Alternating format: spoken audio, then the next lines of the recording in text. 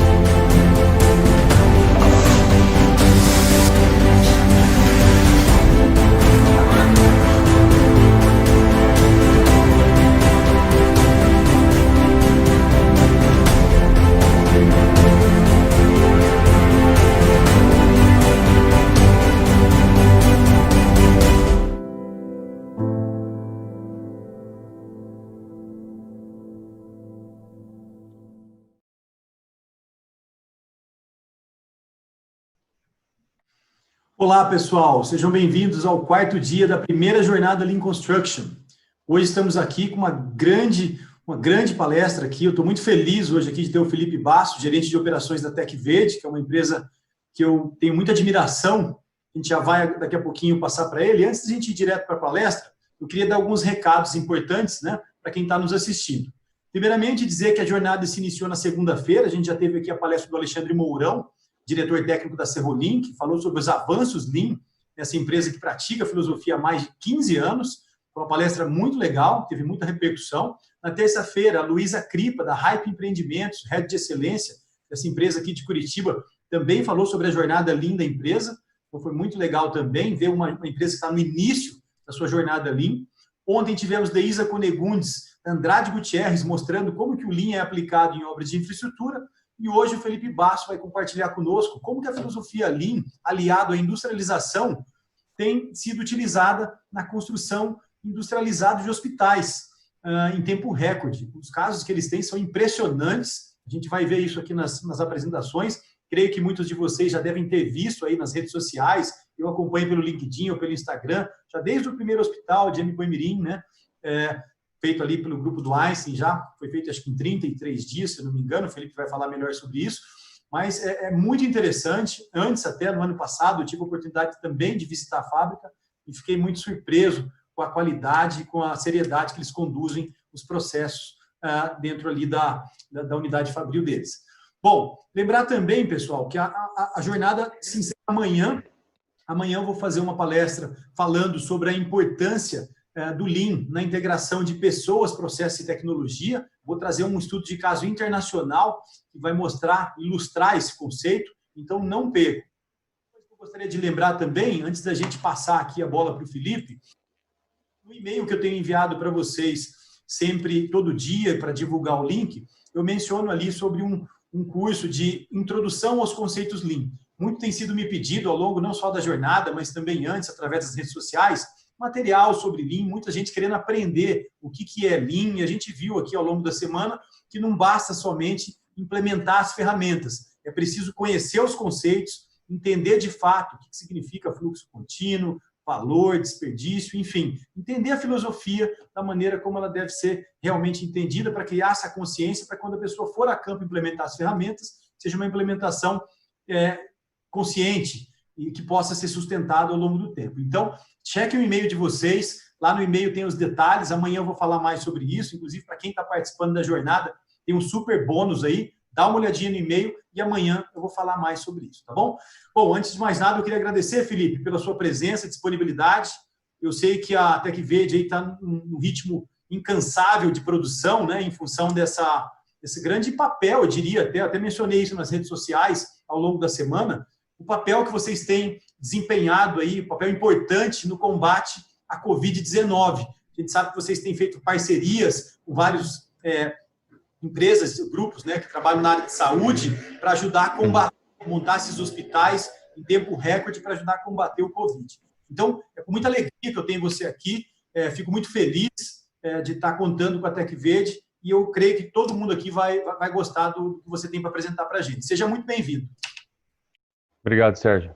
Muito obrigado, agradeço bastante o convite, agradeço também em nome da TecVerde pelo espaço aí, por permitir que a gente possa compartilhar um pouco do que a gente está aprendendo aqui, que a gente está praticando no hospital. Com certeza é uma missão hercúlea de fazer isso em pouco tempo, mas tem sido muito satisfatório aí para todo mundo, toda a equipe, e acho que vai ser bacana a gente poder dividir um pouco aí, espero que agregue para todo mundo aí, queria desejar também boa noite para todo mundo que está assistindo. Obrigado pelo convite mais uma vez. Vamos lá. Legal, show de bola. Só lembrar o pessoal aqui, tá? Hoje é feriado, mas o Felipe está ali direto da fábrica, o pessoal lá não para. Sim. Felipe? Sim. Estou aqui na fábrica, estou acompanhando o segundo turno, começou agora às 18 horas, né? Já antecipando um pouco da apresentação ali que eu vou fazer. A gente está operando hoje aqui em 2 turnos, produzindo o hospital, aqui, o nosso terceiro hospital aí depois desse início dessa grave pandemia. Sim, legal. Quiser compartilhar então sua tela com a gente aqui, a gente já pode já ir direto aqui à apresentação. Pessoal, para quem está chegando aqui agora também, estou vendo que tem gente entrando aqui, a gente já começou aqui, tem mais de 50 pessoas já aqui ao vivo com a gente. A gente vai fazer, o Felipe vai fazer uma breve apresentação sobre como que eles têm utilizado conceitos Lean aí na produção desses hospitais. Assim que a gente terminar, vocês já podem, inclusive, não precisa esperar terminar, não. Pode mandar as perguntas através do chat, que enquanto o Felipe está fazendo a apresentação, eu já vou aqui coletando essas perguntas, e assim que ele finalizar, a gente retoma aqui para fazer um bate-papo, uma troca de ideias com vocês, tá bom? Felipe, tá contigo, manda bala aí. Bacana. Você está enxergando minha tela já, né, Sérgio? O pessoal está acompanhando. Perfeito. Legal. Então, vamos lá. Tentei fazer uma apresentação aqui bem prática, bem aplicável, assim, com fotos, uma coisa bem misturando um pouco do conceitual com aquilo que a gente tem aplicado na prática aqui no dia a dia do hospital, passando pelo planejamento, pela execução, também alguns insights aqui da empresa. Eu vou primeiro fazer uma breve apresentação institucional aqui, um jogo rápido. Legal. Só para vocês entenderem, na verdade, o que a TecVerde faz além desses hospitais, né, ou o que a TecVerde faz no dia a dia numa situação normal aí, digamos assim, sem esse ambiente que a gente está aí de pandemia. Então, passando aqui, vamos lá. Então, a TecVerde é uma empresa de construção a seco, é uma construtora que executa empreendimentos em escala, basicamente residenciais, direcionados ao programa Minha Casa Minha Vida ou empreendimentos de capital próprio, mas sempre em construção a seco. Então, a gente tem uma fábrica de casas e apartamentos, né? Então, nós fazemos tipologias desde casa até prédios, e aí a gente produz essas paredes aqui em Araucária, manda para o canteiro de obra e executa a obra, né, da montagem até o acabamento, chave na mão, pintura, etc., sempre atendendo predominantemente construtoras e incorporadoras, né? É a única empresa homologada para executar isso no Brasil em tecnologia a seco, né? A única construtora homologada, e a gente está aí no mercado há um pouco mais de 10 anos, né? Aqui algumas fotos de obras nossas, começando por essas obras de alto padrão e na área comercial, que foi as nossas primeiras obras executadas, onde a gente ainda não tinha a homologação do Ministério das Cidades para executar obras em escala financiada pelos agentes de crédito aí que financiam obras para o cliente final.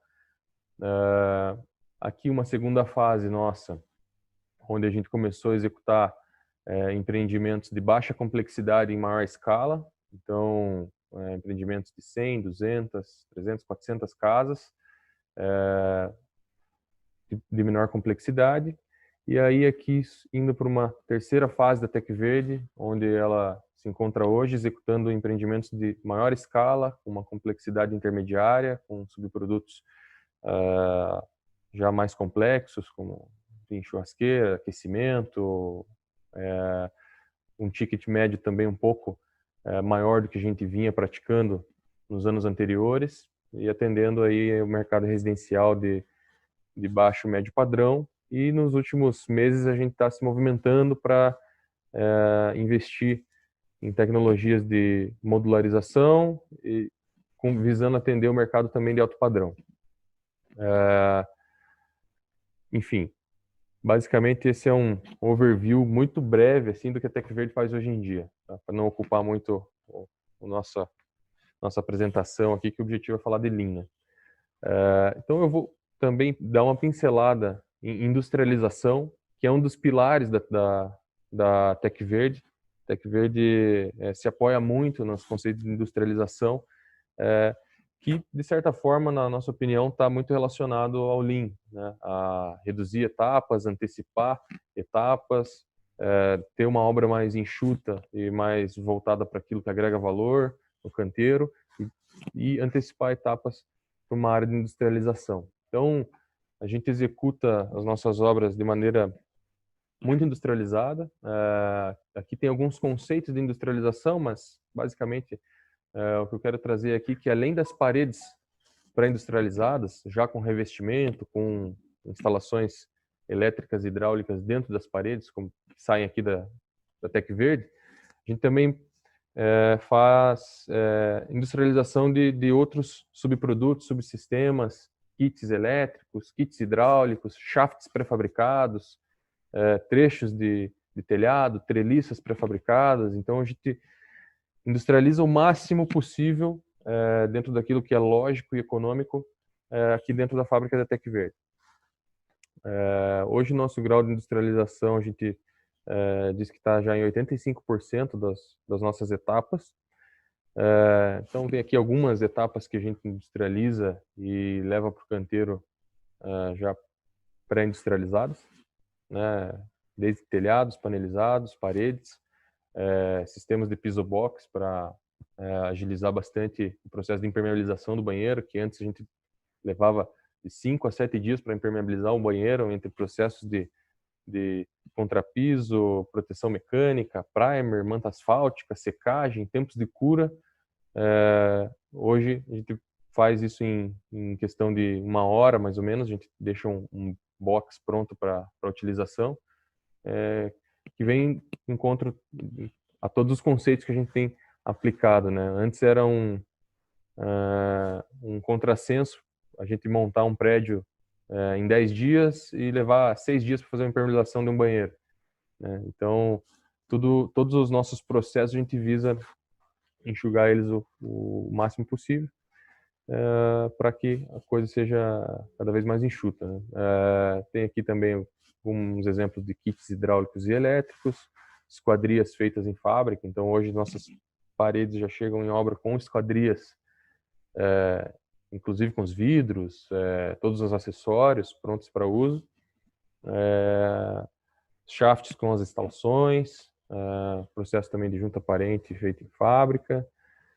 A gente tem uma série de subsistemas aí também inclusos para dar mais velocidade nos nossos projetos, né? É um dos nossos principais pilares, né? E aí outro pilar nosso, a gente vai abordar aqui, que é o pilar da gestão, né? E da filosofia Lean, de uma mindset de fazer as coisas com a maior velocidade possível, com alta cadência, sem maiores desperdícios, com qualidade, enfim, a gente vai falar um pouco do que a gente faz nas nossas obras, juntamente com o que a gente tem feito no hospital, aqui na apresentação referente ao hospital. Vamos lá, estou sendo muito rápido, tá dando para entender, tá tranquilo, Sérgio? O que você acha? Tranquilo, pode mandar bala, tá perfeito. Vamos lá. Se tiver alguma pergunta, alguma coisa que você interromper aqui, por favor, tá? Tá, não, de boa, tô anotando aqui, qualquer coisa, acho que no final a gente retoma aí, mas tá legal. Tá. Então, a Tec Verde, ela tem uma busca permanente e incessante pela excelência operacional, pela produtividade, pela transformação da construção civil num setor mais industrializado e sustentável, né? Essa é a nossa missão. E um pouco do que a gente vai ver aqui é um pouco do que representa isso, ou do que a gente tenta traduzir isso na prática, né? A gente tem alguns números bem bacanas aí que tive discutindo aí contigo um pouco antes ali, né, sobre o o prédio em 7 dias com cobertura. Então, hoje os nossos prédios de 4 pavimentos com 16 apartamentos, o nosso takt time deles, ou melhor, lead time de execução da estrutura com cobertura completa é de 7 dias. Né? 6 dias para a estrutura e mais um dia para a cobertura. As casas também a gente faz elas de maneira muito rápida. Inclusive no ano retrasado, isso 2018, a gente fez uma casa em 10 horas completa, da fundação até a pintura, com um sistema de elétrica, esgoto funcionando. Então, a gente ganhou um prêmio de inovação e gestão da produção por ter esse número bem expressivo, né? De executar uma casa em 10 horas. Então, aqui, vou falar um pouco dos hospitais. Esse foi o primeiro hospital que a gente fez aí depois do início da pandemia. Então, foi um hospital que começou a ser feito em abril. Ele tinha um prazo de contrato de 40 dias. Aqui um número interessante, 40 dias incluindo a fase de projeto, produção e execução. 40 dias era a meta para comissionar o hospital e iniciar o atendimento aos acometidos pelo Covid. Então, esse foi o primeiro hospital, foi feito lá em Imbu, né, em Boimirim, perto da região de Imbu, perdão, em São Paulo.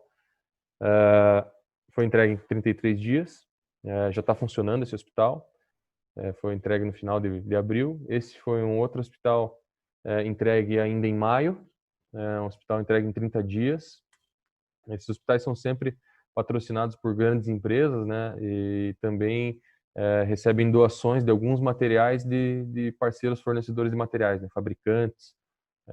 Cito aí Gerdau, Deca, os que principalmente mais contribuíram nesses hospitais, e grandes empresas aí que têm suas marcas estampadas aí nas fachadas que financiaram não, né, investiram nessas obras. Hoje a gente está executando o Hospital de Retaguarda de São José dos Campos.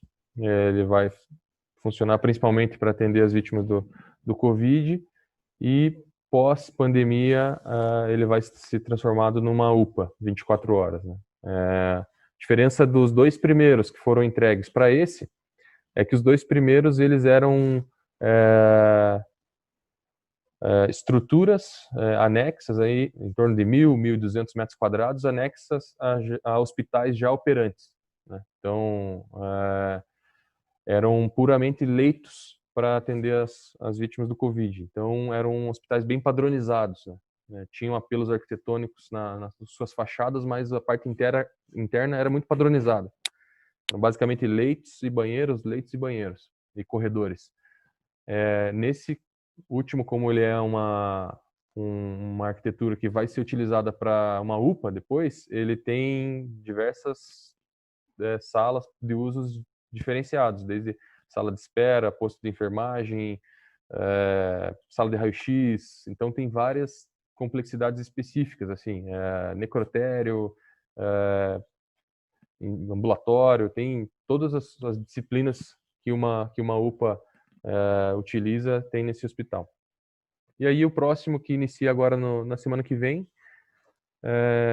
esse hospital aqui da Ceilândia, Hospital Regional da Ceilândia, e temos aí entre 2 e 3 hospitais praticamente prontos para começar depois do Hospital da Ceilândia lá na região de Brasília. Basicamente, um pouco do que está acontecendo aqui. E aí, para executar esses hospitais, a gente utilizou a seguinte estratégia, né? A Brasil ao Cubo é uma empresa de construção modular. Ela tem sido o canal que foi, digamos assim, acionado pelas empresas para executar essas obras. Ela estabeleceu uma parceria conosco para fazer a modularização disso. Então, eles produzem os chassis metálicos, uma estrutura metálica enviada para Araucária, e aqui na fábrica nós acoplamos as paredes nossas nos chassis e fazemos todo o acabamento desses módulos, desde a etapa pós-acoplagem, então instalações de todas as disciplinas, eu vou passar por elas, revestimentos em gesso, revestimento cerâmico, louças e metais, luminárias, pinturas, e levamos isso praticamente pronto para a obra, com esquadrias, enfim, praticamente pronto, num estágio que a gente diria aí acima de 95% acabado, onde lá na obra simplesmente é feito uma montagem, plug and play ali das instalações e feito os acabamentos de fachada. E esse hospital está pronto para atendimento. Tanto é que nesse hospital do Embu-Mirim aqui, o primeiro, a gente expediu o último módulo no dia 18 de abril. No dia 27 de abril, o hospital já estava recebendo pacientes. Então, com menos de 10 dias depois, o hospital já estava entregue. Então, esse slide aqui mostra um pouco do que a gente montou aqui, essa operação. A gente montou uma fábrica de módulos hospitalares, uma fábrica que recebe chassis e paredes pré-fabricadas, monta isso, faz todas as instalações e acabamentos, né? Então, aqui tem uma foto dos módulos sendo expedidos, uma foto da nossa linha de produção aqui à direita e também abaixo. Mas para o pessoal ter um panorama de como é que funciona aqui essa unidade fabril, né? E aqui eu estou mostrando 5 grupos de trabalho, 5 etapas que a gente controla a execução e que fazem parte também do nosso lead time de execução de um módulo, né? Todos os módulos passam por essas 5 etapas, cada etapa dura um dia, né? E e aí no 5º dia a gente começa a expedir os módulos. E aí também a gente utiliza um takt time de 5 módulos por dia, né? Então cada módulo tem um lead time de 5 dias e a cada dia são feitos 5 módulos. Então, basicamente aí a etapa de montagem, só para o pessoal visualizar, né? É uma etapa onde a gente recebe os chassis metálicos, né? Esses chassis pretos aí, então com estruturas, pilares e vigas metálicas. Montamos as nossas paredes pré-fabricadas em wood frame, que vem da nossa fábrica 1, aqui o anexo. Nós estamos no barracão 2 aqui fazendo a modularização, e no barracão 1 nós fabricamos as paredes. Aqui também mais uma foto da montagem, um processo aí de acoplamento de chassis, enfim, parafusamento, fixações, conferência de esquadro, prumo, etc. Etapa 2 são as etapas de instalações. Então, esse é o segundo dia, né? Segundo dia de execução dos módulos hospitalares. Aqui a gente tem todas as disciplinas de instalações acontecendo em um único dia. A única disciplina de instalação que tem um serviço pós esse dia é a elétrica, que tem a finalização dos módulos elétricos e do acabamento elétrico pós-pintura. Mas no segundo dia todas as instalações são feitas. Então, elétrica, todo o cabeamento, posicionamento das caixinhas elétricas, das caixas octogonais, cabeamento, enfim, passado por dentro dos conduítes. O hidrossanitário também é feito nesse dia. A instalação de todos os gases medicinais é feito nesse dia, com teste de estanqueidade, identificação de todos os ramais com cores diferentes. Então, temos instalações de vácuo, ar comprimido, oxigênio em todos os leitos. Também tem as instalações de drenagem, são feitas já dentro das paredes, instalações de água quente e as instalações de ar-condicionado.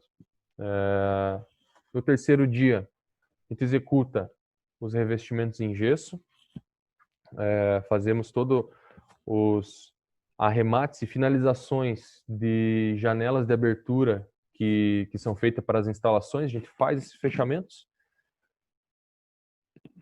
faz o revestimento em gesso, faz o revestimento em chapas de gesso nas paredes e no forro, e aí são chapas duplas por uma questão normativa de resistência ao incêndio. Então, a gente tem um TRRF de 60 minutos mínimo para essas estruturas. Então, é utilizado chapeamento duplo de gesso, justamente para atuar nesse sentido, né? Então, são juntas desencontradas, para também atender esses parâmetros de corpo de bombeiros.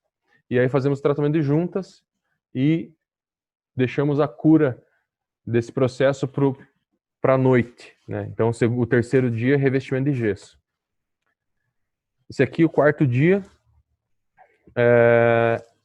onde são feitas as cerâmicas, os revestimentos cerâmicos, louças e metais e instalação de esquadrias, né? Então, aqui temos, ao lado esquerdo, aqui, os módulos recém-aplicado às esquadrias, e do lado direito aqui a gente tem um módulo pronto já após etapa de cerâmica, louças e metais, né? Então, são várias louças e metais, né? Porque tem banquinho para, enfim, para deficiente, pessoa idosa, tem vários dispositivos ali. Então, uma etapa demoradinha e tem um grau de acabamento muito bacana, porque são materiais de primeira linha fornecidos pela DECA. Uso de mármore, granitos, porcelanatos de alta qualidade. Então, ficou um ambiente bem bacana aí para o uso dos acometidos aí. E por último, o último dia aqui, um dia que são aplicadas as pinturas internas e externas. A pintura interna passa um dia anterior, tem a execução do amassamento, mas a finalização da pintura em suas várias disciplinas, dependendo do ambiente, a gente tem pintura hospitalar, pintura epóxi ou pintura convencional, e também as pinturas externas são feitas nesse dia. E aí, no quinto dia, o módulo está pronto e está pronto para ser despachado aí para o destino que for a montagem. Aqui também só umas fotos para o pessoal visualizar aqui, em linhas gerais, como é que é a nossa linha de produção. E eu vou entrar aqui já, se tiver suficiente aqui, no nosso fluxograma de gestão da produção do hospital. Legal. Tá? Fiz um slide tentando dar uma visão aqui, tá? Depois a gente pode tirar alguma dúvida se estiver confuso, enfim, faltar algum detalhe. Sim. Mas basicamente a gente tem muito pouco tempo, tanto para executar quanto para planejar o hospital, né? Então a gente tem um desenho de como a gente faz esses planejamentos já pré-definido, e a gente tem que fazer isso num prazo muito curto de 5 dias. Então a gente recebe o prazo de contrato, isso aí é definido pelo hospital, pelo acordo comercial feito, enfim, de acordo com cada empreendimento, e aí a gente define o lead time de cada módulo e o TACT necessário. Então, a gente define se esses módulos vão ser feitos em 4, 5 ou 6 dias.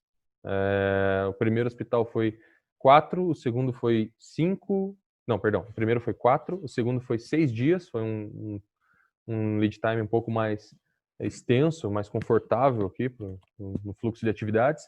E esse hospital está no lead time de 5 dias. E também definimos o tact time de acordo com a quantidade de módulos que esse hospital tem, né? Então, são hospitais de 40, 60 módulos. E isso é definido pela quantidade de módulos e o prazo de execução, né? Então, definidos aí o tact time e o lead time de cada módulo, a gente faz um cronograma físico para aquele módulo dentro do lead time. Então, lead time de 5 dias, a gente faz um cronograma de 5 dias, com um gráfico de Gantt, com uma separação hora a hora do que vai ser feito. Isso pode ser visto daqui para... Acho que mais adiante eu tenho algumas fotos. E definimos um cronograma para cada módulo. Depois disso, a gente define um histograma e faz o dimensionamento das equipes para aqueles cronogramas, né? Para aquele TACT. Então, todas as etapas têm o mesmo tempo de execução, todos os pacotes são padronizados e definidos para ter o mesmo tamanho, né? O mesmo volume de atividades, e a gente vai dimensionando as equipes para atender aquele TACT, para que a gente não tenha caminhos diferentes ao longo do projeto. A gente tem que estar sempre no mesmo dia fazendo a mesma coisa para que haja uma padronização, todo mundo sabe o que fazer, não haja desperdício de tempo, não haja estoques grandes entre as etapas.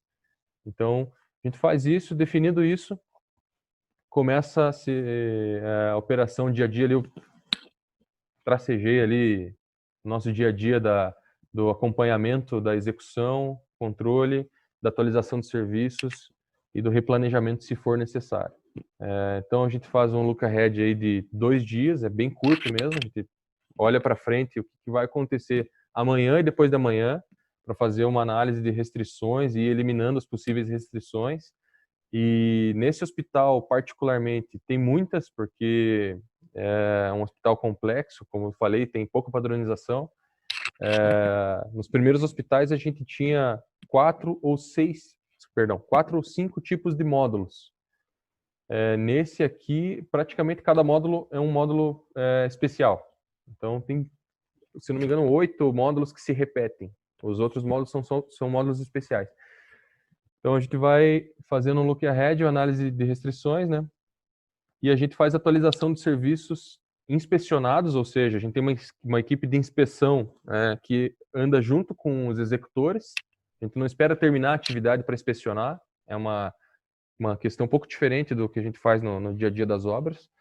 Então, a gente vai acompanhando mesmo a execução online. E serviços inspecionados, a gente faz reuniões, né, 3 vezes ao dia, dependendo do andamento, a gente reduz para 2 reuniões. Hoje a gente está fazendo 3, porque está um cenário mais dinâmico. E aí a gente analisa o andamento, vê as medidas de contenção que tem que ser feitas, temos que aplicá-las no mesmo dia, no turno seguinte, porque se a gente deixar para colocar um recurso adicional daqui 2 dias, a gente já perdeu o prazo, né? Quando a gente tem um lead time de 5 dias num módulo, digamos assim, o espaço de que você pode aplicar um recurso sem perder prazo é questão de horas, assim, diria eu. E se a gente tiver algum atraso que realmente escapou do trilho, aí ele vai ter que ir para um replanejamento, e aí eu subo para a área de planejamento, que não está aqui junto conosco hoje, está só o pessoal de operação mesmo, o pessoal de planejamento está externo. A gente leva para lá para fazer uma análise com mais calma, para ver se a gente precisa fazer alguma ação mais contundente, mas enfim. Seria basicamente isso o nosso fluxo de gestão. Aqui eu vou só ler os itens de gestão e os conceitos aplicados, e aí, de repente, se tiver alguma dúvida, o pessoal vai dentro da dinâmica de perguntas e respostas. Legal. Então, finalizando aqui a apresentação, aqui são os itens de gestão que tem aplicados no hospital. Então, tem um cronograma físico, como eu falei, com Gantt de controle por bloco. Então, cada dia que a gente inicia uma nova etapa, a gente inicia a montagem de 5 módulos, a gente tem um cronograma de controle com um gráfico de Gantt para esses 5 módulos, do início ao fim. Amanhã a gente começa mais 5, a gente tem um outro cronograma para esses 5. Depois da manhã tem mais 5, tem um outro cronograma. Então lá na parede a gente tem um cronograma do lado do outro, do que a gente chama de bloco, que é tudo aquilo que a gente montou no primeiro dia. Então tem um cronograma até o fim. A gente faz um follow-up, como eu falei, de avanço diário, 2 a 3 vezes ao dia. Faz um acompanhamento da linha de balanço para ver se a gente está se deslocando em direção ao outro serviço ou não, se a gente está sob controle e a gente não vai esbarrar em outra linha de avanço. O balanceamento do histograma, o look ahead de 2 dias. A gente tem um time com autonomia para tomada de decisão. Então, como a gente tem mais de um turno, às vezes o coordenador não está ali no ambiente de execução à noite, sei lá, 1h da manhã. O time que está ali, ele tem autonomia para tomar uma decisão do que precisa ser feito para contornar o cronograma. E aí, a partir da semana que vem, a gente está entrando com um andon aqui dentro da fábrica, para os times poderem apontar se estão com algum problema de projeto, alguma falta de abastecimento de material, e lá na nossa sala de controle aparecer na TV qual que é a etapa, está parado, por quê, a gente poder atuar com mais velocidade. E aí os conceitos aplicados também, é um work in progress máximo de 30 módulos, então a gente também dimensionou uma equipe de acompanhamento que ela é capaz de acompanhar 30 módulos concomitantes. Se a gente começar a atrasar a entrega do primeiro módulo, a gente não monta módulos adicionais. A gente mantém uma quantidade máxima de 30 módulos, que é a nossa capacidade de gestão. Esse é um erro que volta e meia acontece nas nossas obras, de a gente acabar deixando atrasar alguma etapa e estender muito esse work in progress. Ficar uma obra gigantesca para a gente atuar. Então a gente tem que, enfim, todo dia começar N atividades e terminar N atividades, para que essa obra não ganhe extensão. Um takt time de 6 módulos por dia. Esse é o case do Embu-Mirim. Hoje a gente está com 5 módulos por dia no Hospital de Retaguarda de São José dos Campos. Outro conceito vital aqui para nós, 0 estoque entre equipes. O estoque que a gente tem é o estoque do dia. A gente não tem distância entre atividades. Então, o que montou hoje, o que está terminando de montar agora aqui embaixo, amanhã cedo entra instalações. E a equipe de instalações está dimensionada para fazer 5 módulos por dia. Se não terminar de montar hoje, amanhã eles não têm os módulos, vão ficar parados. Então a gente tem esse conceito bem aplicado aqui. Padronização dos pacotes de trabalho, redução de etapas, né, industrializando, como a gente falou, né, industrializando paredes, industrializando chassis, industrializando shafts. E a inspeção da qualidade online também, diferentemente das nossas obras, aqui a gente aplicou essa inspeção full time. E basicamente é isso. Aqui tem algumas imagens da nossa gestão visual lá dos controles por bloco e também das inspeções. Nossa linha de avanço com a linha de balanço junto aqui. Aqui também só uma análise de restrições e avanço por linha. E basicamente é isso que a gente tem feito aí nos hospitais. Agora eu acho que vamos abrir o vídeo aí, Sérgio. Beleza, vou passar aí. Aqui já. Vamos soltar aqui, pode soltar, né? Quando eu entrei aqui ontem, eu não acreditei no presente que a gente estava ganhando. A instalação é perfeita. É um hospital e ele foi construído tão rápido. A gente está dando um presente para uma população que precisa muito.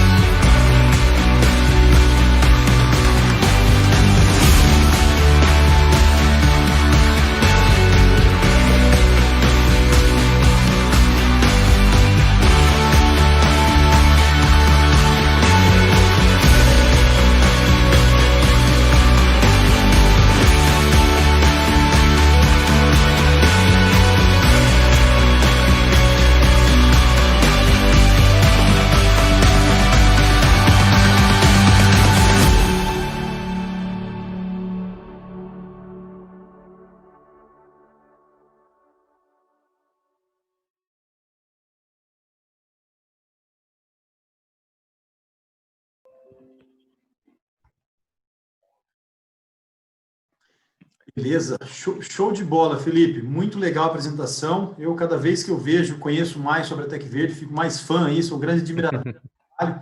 Tive já ano passado visitando a fábrica, fiquei muito impressionado aí com o grau de maturidade aí da empresa e a gente vê que sempre evolui, tem sempre coisa nova aparecendo, vários conceitos. Eu tenho certeza que quem está assistindo aqui até chama atenção, né, pessoal?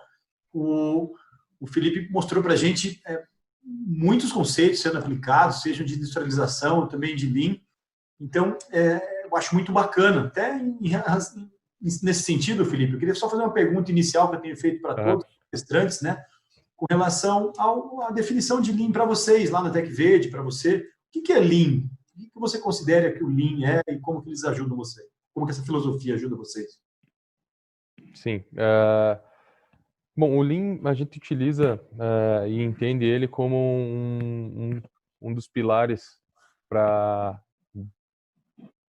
dar, digamos assim, as nossas obras, a extensão da industrialização que a gente faz na fábrica, né? É fazer uma obra rápida, uma obra limpa, com controle de qualidade adequado, atendendo aos parâmetros de qualidade definidos aí pelo cliente, pelo dono do projeto, e transformar a obra numa fábrica. A gente utiliza o Lean nesse sentido, de reduzir cada vez mais o estoque, cada vez mais os retrabalhos, cada vez mais os desperdícios de tempo, os desperdícios de estoque, os desperdícios todos que existem aí na construção civil. Não ter uma obra com 800 pessoas fazendo tudo ao mesmo tempo, etc. É fazer uma obra enxuta, uma obra mais inteligente. Eu acho que esse é o conceito de Lean para Tec Verde. Legal. Show de bola. Bom, tem muitas perguntas, pessoal, continuem enviando as perguntas aqui, eu vou passar agora essas perguntas que vocês estão fazendo para o Felipe. O Felipe tem bastante perguntas, então vamos tentar, se possível, né? Tem algumas que são um pouco mais complexas do que outras, normalmente até está demorando um pouquinho mais. Mas a primeira aqui, o pessoal da CH Construções, né? Dá noite a você aqui e pergunta como que foi o processo de implantação da melhoria contínua em produtividade e inovação durante cada uma dessas etapas dos processos construtivos. Bom, foi um processo, enfim, natural, assim. A gente começou a identificar desvios de custo importantes com relação a essas questões que eu falei, retrabalho, estoques, uma obra atrasando, enfim. E, naturalmente, a gente começou a procurar soluções para levar para o canteiro a produtividade que a gente tinha na fábrica. Então, no começo foi algo inovador, assim, para o pessoal no canteiro. O pessoal começou meio, digamos assim... Houve resistência?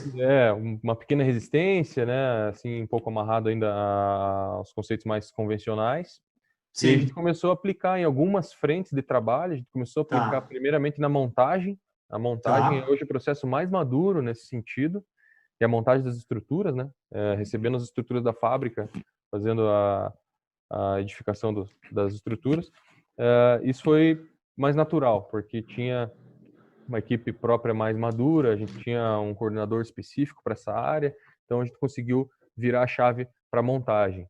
E aí os ganhos foram muito notórios, assim, foram muito claros. E aí a gente aplicou isso para a estrutura de telhado, e a gente foi aplicando e viramos a chave daí para todo o resto, à medida que ficou claro para todo mundo que faria muito sentido, né? Legal, então foi um processo gradual que você foi aí aos poucos trazendo. Eu tinha só uma curiosidade, né? Você falou dessa pequena resistência que teve no início. Qual foi a estratégia aí para convencer os resistentes ou eliminar um pouquinho reduzir essa resistência na implantação?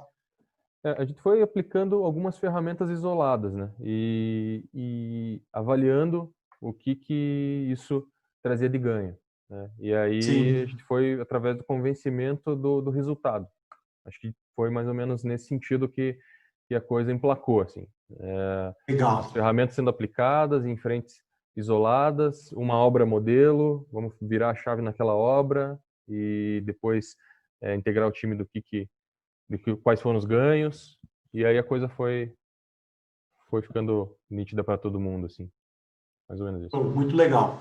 Bom, tem algumas perguntas aqui sobre o negócio da TecVerde, né? O Thiago Groman pergunta aqui como que funciona o negócio de vocês, vocês fazem as plantas, se tem quantidades mínimas, e também o Fábio, eu acho uma pergunta relacionada a isso também, Fábio Travassos Pessoa pergunta também de forma estimativa, qual que é o custo por metro quadrado para um prédio desse com 16 apartamentos? Você poderia mencionar, por favor?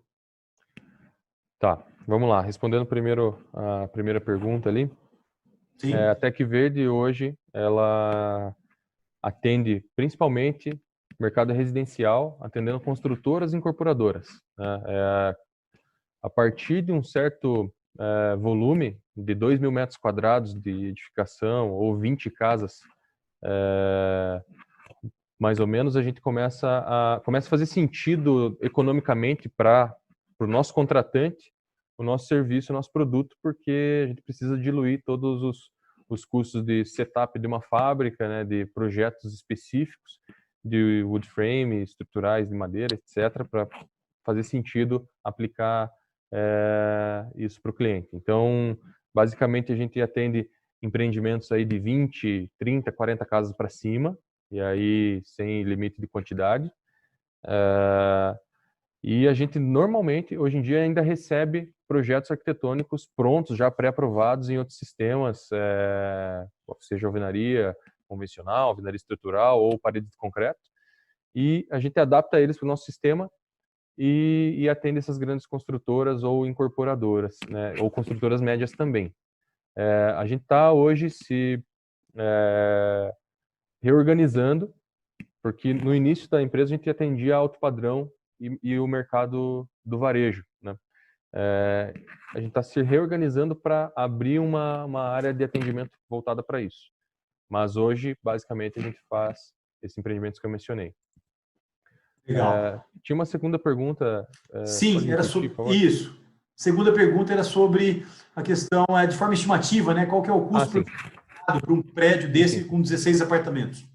Sim, sim. A gente tem um custo, a gente precisa se referenciar nos custos de mercado, né? A gente não estaria executando projetos para médias, grandes construtoras, incorporadoras, se a gente tivesse um custo maior do que da alvenaria convencional. Então, a gente está muito equilibrado em relação à alvenaria, eu diria assim, dependendo do tamanho do projeto e de vários parâmetros, né, que influenciam na precificação, entre R$1.000 e R$1.200 o metro quadrado, variando nessa grandeza. Mas, assim, é muito semelhante a uma estrutura convencional.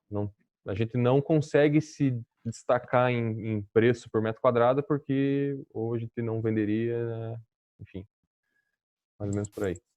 E tem a questão também, né, que vocês entregam também muito mais rápido, né? Assim, a execução acaba sendo muito mais comprimida ali o tempo de... Isso é um ponto importante.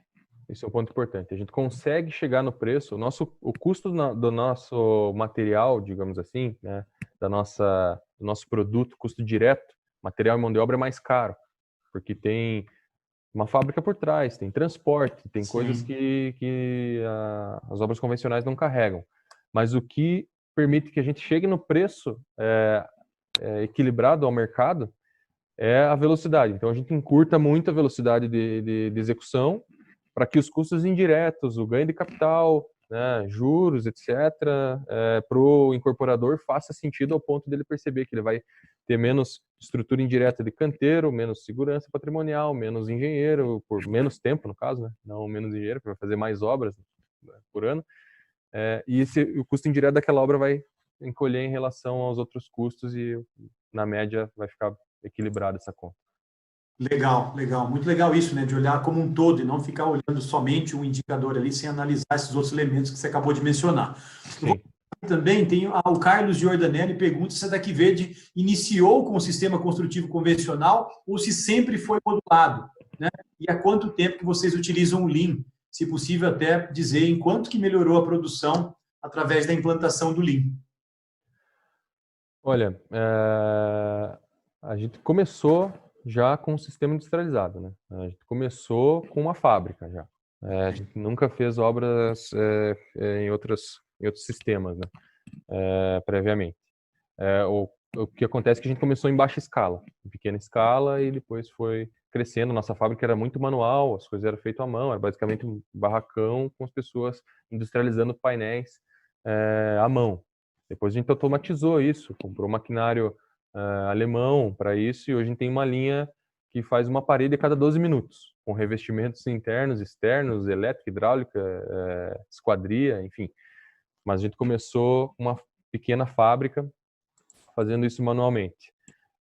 O Lean, na sua totalidade, totalidade do que a gente aplica, né, porque é um conceito amplo, ainda tem bastante coisa para a gente agregar ainda, na minha opinião.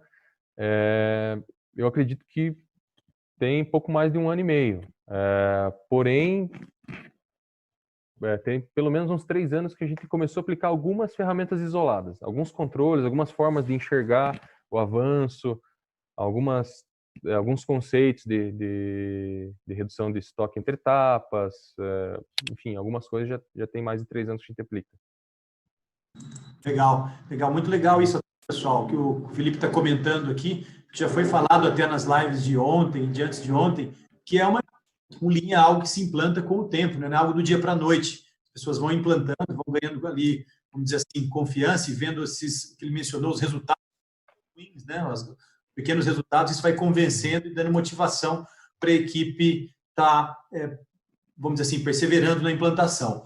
Tem muitas perguntas agora aqui, Felipe, ligadas à questão dos hospitais, né? Eu vou passar aqui para alguma dessas perguntas, começando com relação, deixa eu ver aqui a questão da metragem quadrada, né? A área construída desses hospitais, se você puder mencionar para a gente, mas eu vou aproveitar já e fazer algumas outras perguntas relacionadas também à questão dos hospitais. Uma delas é sobre a questão, bom, o Carlos também, que perguntou sobre o Lean, pergunta se você teria uma ideia, se esses hospitais, se não fosse implantado esses conceitos Lean ou mesmo de industrialização, né, se você teria uma noção de quanto tempo que essas obras seriam realizadas, né, utilizando os materiais empregados atualmente. Dá para ter uma noção disso? Olha, já me fizeram essa pergunta até, mas eu vou responder primeiro a primeira pergunta com relação à área ali. O Embu-Mirim tinha pouco mais de 1.200 metros quadrados. Tá. O segundo hospital ali, que é o Hospital Independência, em Porto Alegre, ele tinha 840 metros quadrados, 843 metros quadrados. E esse hospital atual, ele tem também cerca de 1.200 metros quadrados. Então, são áreas nessa ordem de grandeza para esse período, para essa extensão de prazo de 30 dias, incluindo projeto e comissionamento do hospital. E a gente executa mais ou menos 120 metros quadrados por dia.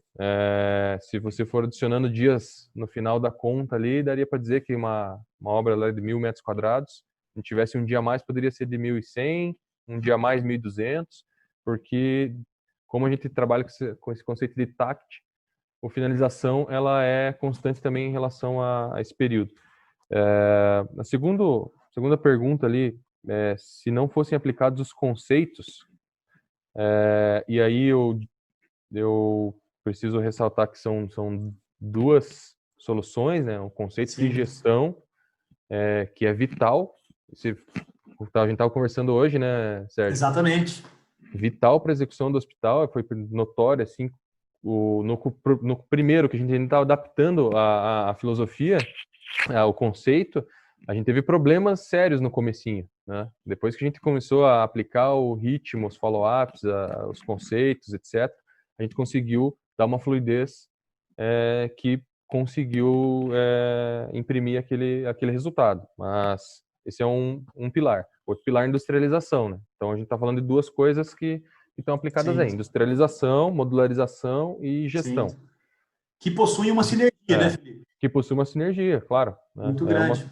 E eu acredito, assim, é difícil dizer, né, porque depende muito das soluções e tal, mas eu acredito que pelo menos uns 6 meses, 6 a 8 meses para executar uma estrutura dessa em sistema convencional. Mas Sim. é difícil dizer, depende porque tem vários subsistemas que podem ser industrializados ou não, enfim. Sim. Aproveitando dentro do tema de hospitais, né, tem várias perguntas ligadas a isso, o pessoal fica muito curioso, né? A Valentina pergunta aqui, Valentina Rajão pergunta se esses hospitais e suas estruturas, elas foram feitas para durarem até quantos meses? Essas estruturas são permanentes. né? Essas Tá. estruturas são permanentes, elas respeitam todas as normas de corpo de bombeiro, as diretrizes de cada sistema, a cartilha da Anvisa, ela atende todas as normativas referentes a hospitais e ela tem vida permanente. Da mesma forma que se fosse feito com qualquer outro sistema construtivo, ela não é como foi feito na China, aquele hospital lá em 10 dias, que era um hospital provisório. É um hospital permanente, ele vai ficar servindo o município. Muitos deles já eram em áreas onde tinha carência de leitos, e alguns foram expansões de hospitais já existentes, como o primeiro aí, o em Boimirim, foi um hospital administrado pelo Albert Einstein, lá da Prefeitura de São Paulo. Ele foi anexo ao hospital existente, e outros vão ser transformados em UPA 24 horas para municípios que têm condições de operar esses hospitais depois da pandemia, que esse é um dos principais problemas para a gente viabilizar os hospitais. É o período pós-pandemia, é capacidade de gestão dessas unidades. Né? Sim, muito legal, muito legal. Seguindo aqui na linha dessas perguntas ligadas ao hospital, vou combinar algumas delas aqui, porque o Arthur Felipe pergunta sobre o processo de transporte da fábrica até o canteiro. Esse é um ponto que eu queria que você depois passasse para a gente como que isso é feito. Mas uma pergunta muito legal aqui da Cecília Rocha, que é sobre o nível de padronização dos módulos, né, em termos de dimensões, abertura, instalações, enfim. Se existe um set de módulos pré-definidos, usado para várias obras, ou se a cada obra acaba tendo um set único ali que vocês acabam criando. Vamos lá. Primeira pergunta, o Arthur, né? Isso, o Arthur, até emendada do Arthur, tá, Felipe, se você me permite, porque depois Claro. o Carlos aqui falou na sequência se os módulos já saem com infra, né, rede de gases e tal, e o Arthur perguntou como que é feito esse processo de transporte da fábrica até o canteiro. Claro, vamos lá. Então, respondendo ao Arthur, assim, de maneira bem sucinta, eles são transportados em caminhões prancha, né? São caminhões rebaixados por conta da altura do módulo, então os módulos têm mais de 3 metros de altura, por ter um pé direito alto, por questão de toda a infra que passa dentro do forro, né? Sim. Então eles são transportados em caminhões prancha, tem módulos de 3 metros a 3,50 metros de largura, então o ambiente é inteiro transportado nesses caminhões prancha, chega no canteiro de obra, içado por guindastes e conectados via plug and play de instalações ou soldagem entre estruturas. Então, basicamente isso, caminhão prancha. Legal. Pergunta do Carlos, se vai com a infra, vai com a infra completa, vai com ar-condicionado, com linha frigorígena, não precisa o ar-condicionado estar numa fachada, às vezes tem ar-condicionado lá dentro do ambiente, tem uma linha frigorígena até o ponto de conexão. Gases hospitalares, todos as linhas internas aos ambientes saem daqui. Os ramais principais que vão até os reservatórios são feitos em loco, né? Porque precisam conectar vários módulos. Mas a infra de gases hospitalares é feita aqui, elétrica aqui, água quente aqui, ar-condicionado, drenagem. Então, todas as disciplinas de instalações são feitas dentro da fábrica e vão acompanhando os módulos. Tá, e a antes de você passar para... desculpa só interromper. Antes de você passar para a pergunta da Cecília, tem uma pergunta aqui também ligada a essa parte de infra, ou vamos dizer assim, a fundação, né, para a sustentação desses módulos.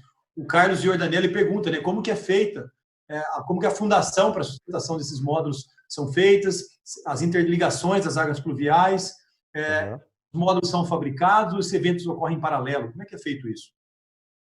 Tá. Quem que fez essa pergunta? Carlos Giordanelli. O Carlos, é o mesmo Carlos ou outro? Não, é outro Carlos, que o Carlos Valejo tinha perguntado, né, se os módulos já saem com infra, você comentou que já sai com tudo pronto. Ele pergunta como é que é feita a fundação para a sustentação desses módulos e essas interligações das águas pluviais. Sim.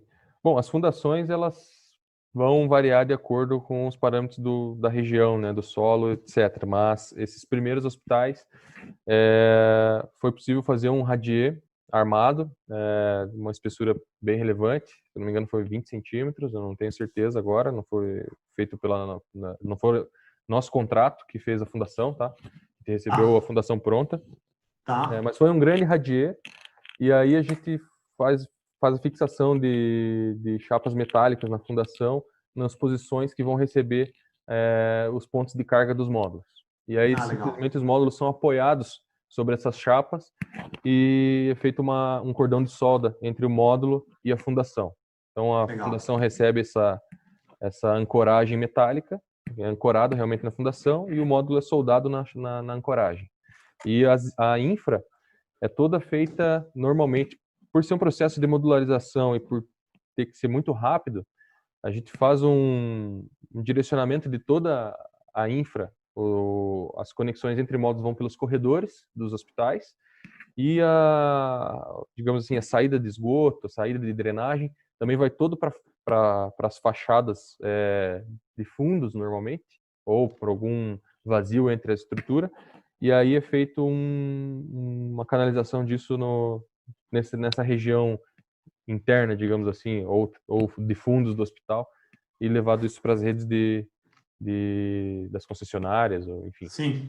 Mas é feito tudo externamente, digamos assim. A gente direciona tudo para áreas de fundos e aí faz uma conexão aparente, revestida por algum sistema de fachada, por uma carenagem de ACM, alguma coisa arquitetônica bacana, e leva isso para as galerias em algum ponto do solo. E aí a última lá da Cecília.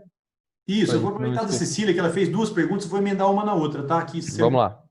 A primeira delas, né, que eu fiz agora há pouco, era sobre o nível de padronização dos módulos, né, em termos das aberturas e instalações. Ela pergunta, né, se existe um set de módulos pré-definidos usado para várias obras, ou se a cada obra acaba tendo um set único.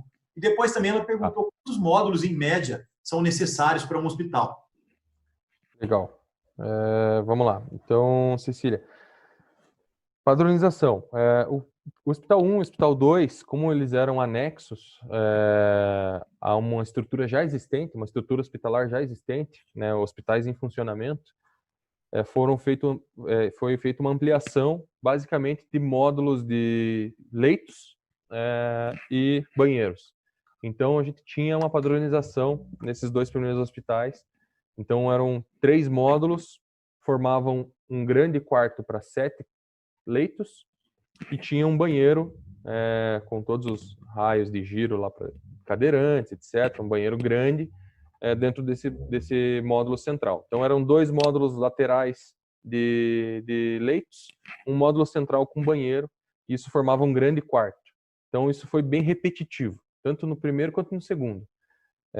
O segundo teve algumas adaptações. Agora, o terceiro... Felipe, deixa eu só interromper. No caso desse primeiro que você falou, desse grande módulo, né, que é composto desses 7 quartos, quantos módulos, grandes módulos desse, compunham aí todo o hospital? Você lembra? Tá. Esse hospital, ele tinha... Aproximadamente. Eu não lembro o número exato. Eu acho que foi 66 módulos. Desses grandes módulos, 60 você tá módulos, isso? tá?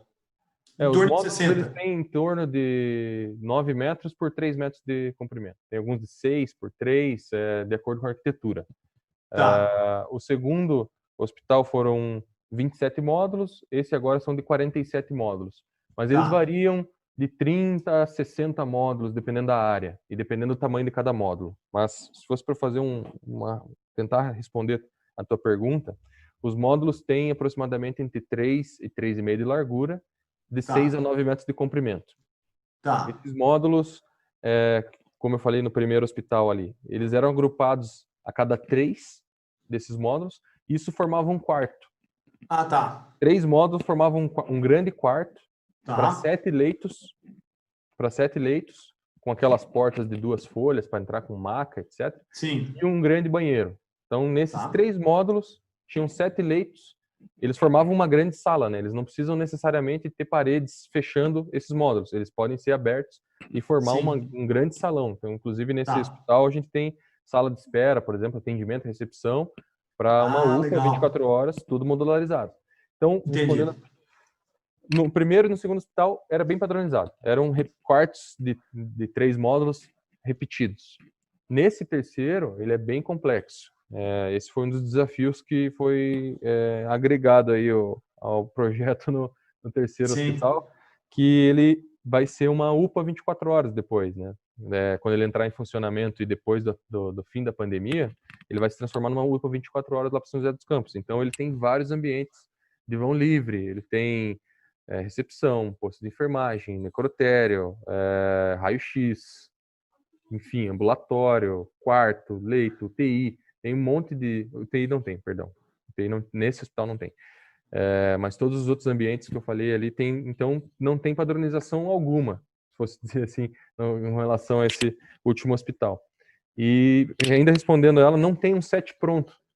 Não, esse é até um dos conceitos que a Brasil ao Cubo utiliza nas obras dela, juntamente nessa parceria nossa, de não deixar amarrado para o cliente que aquilo é uma obra modular, que tem que ser quadrado, que o ambiente tem que ter no máximo 3 e no mínimo X. Então, é bem aberto. Inclusive, as paredes de divisa não coincidem com a estrutura dos chassis. Então, tem parede que começa num módulo, atravessa 3, 4 módulos, a mesma parede. Então, ambientes que começam metade num módulo, termina a outra metade no outro.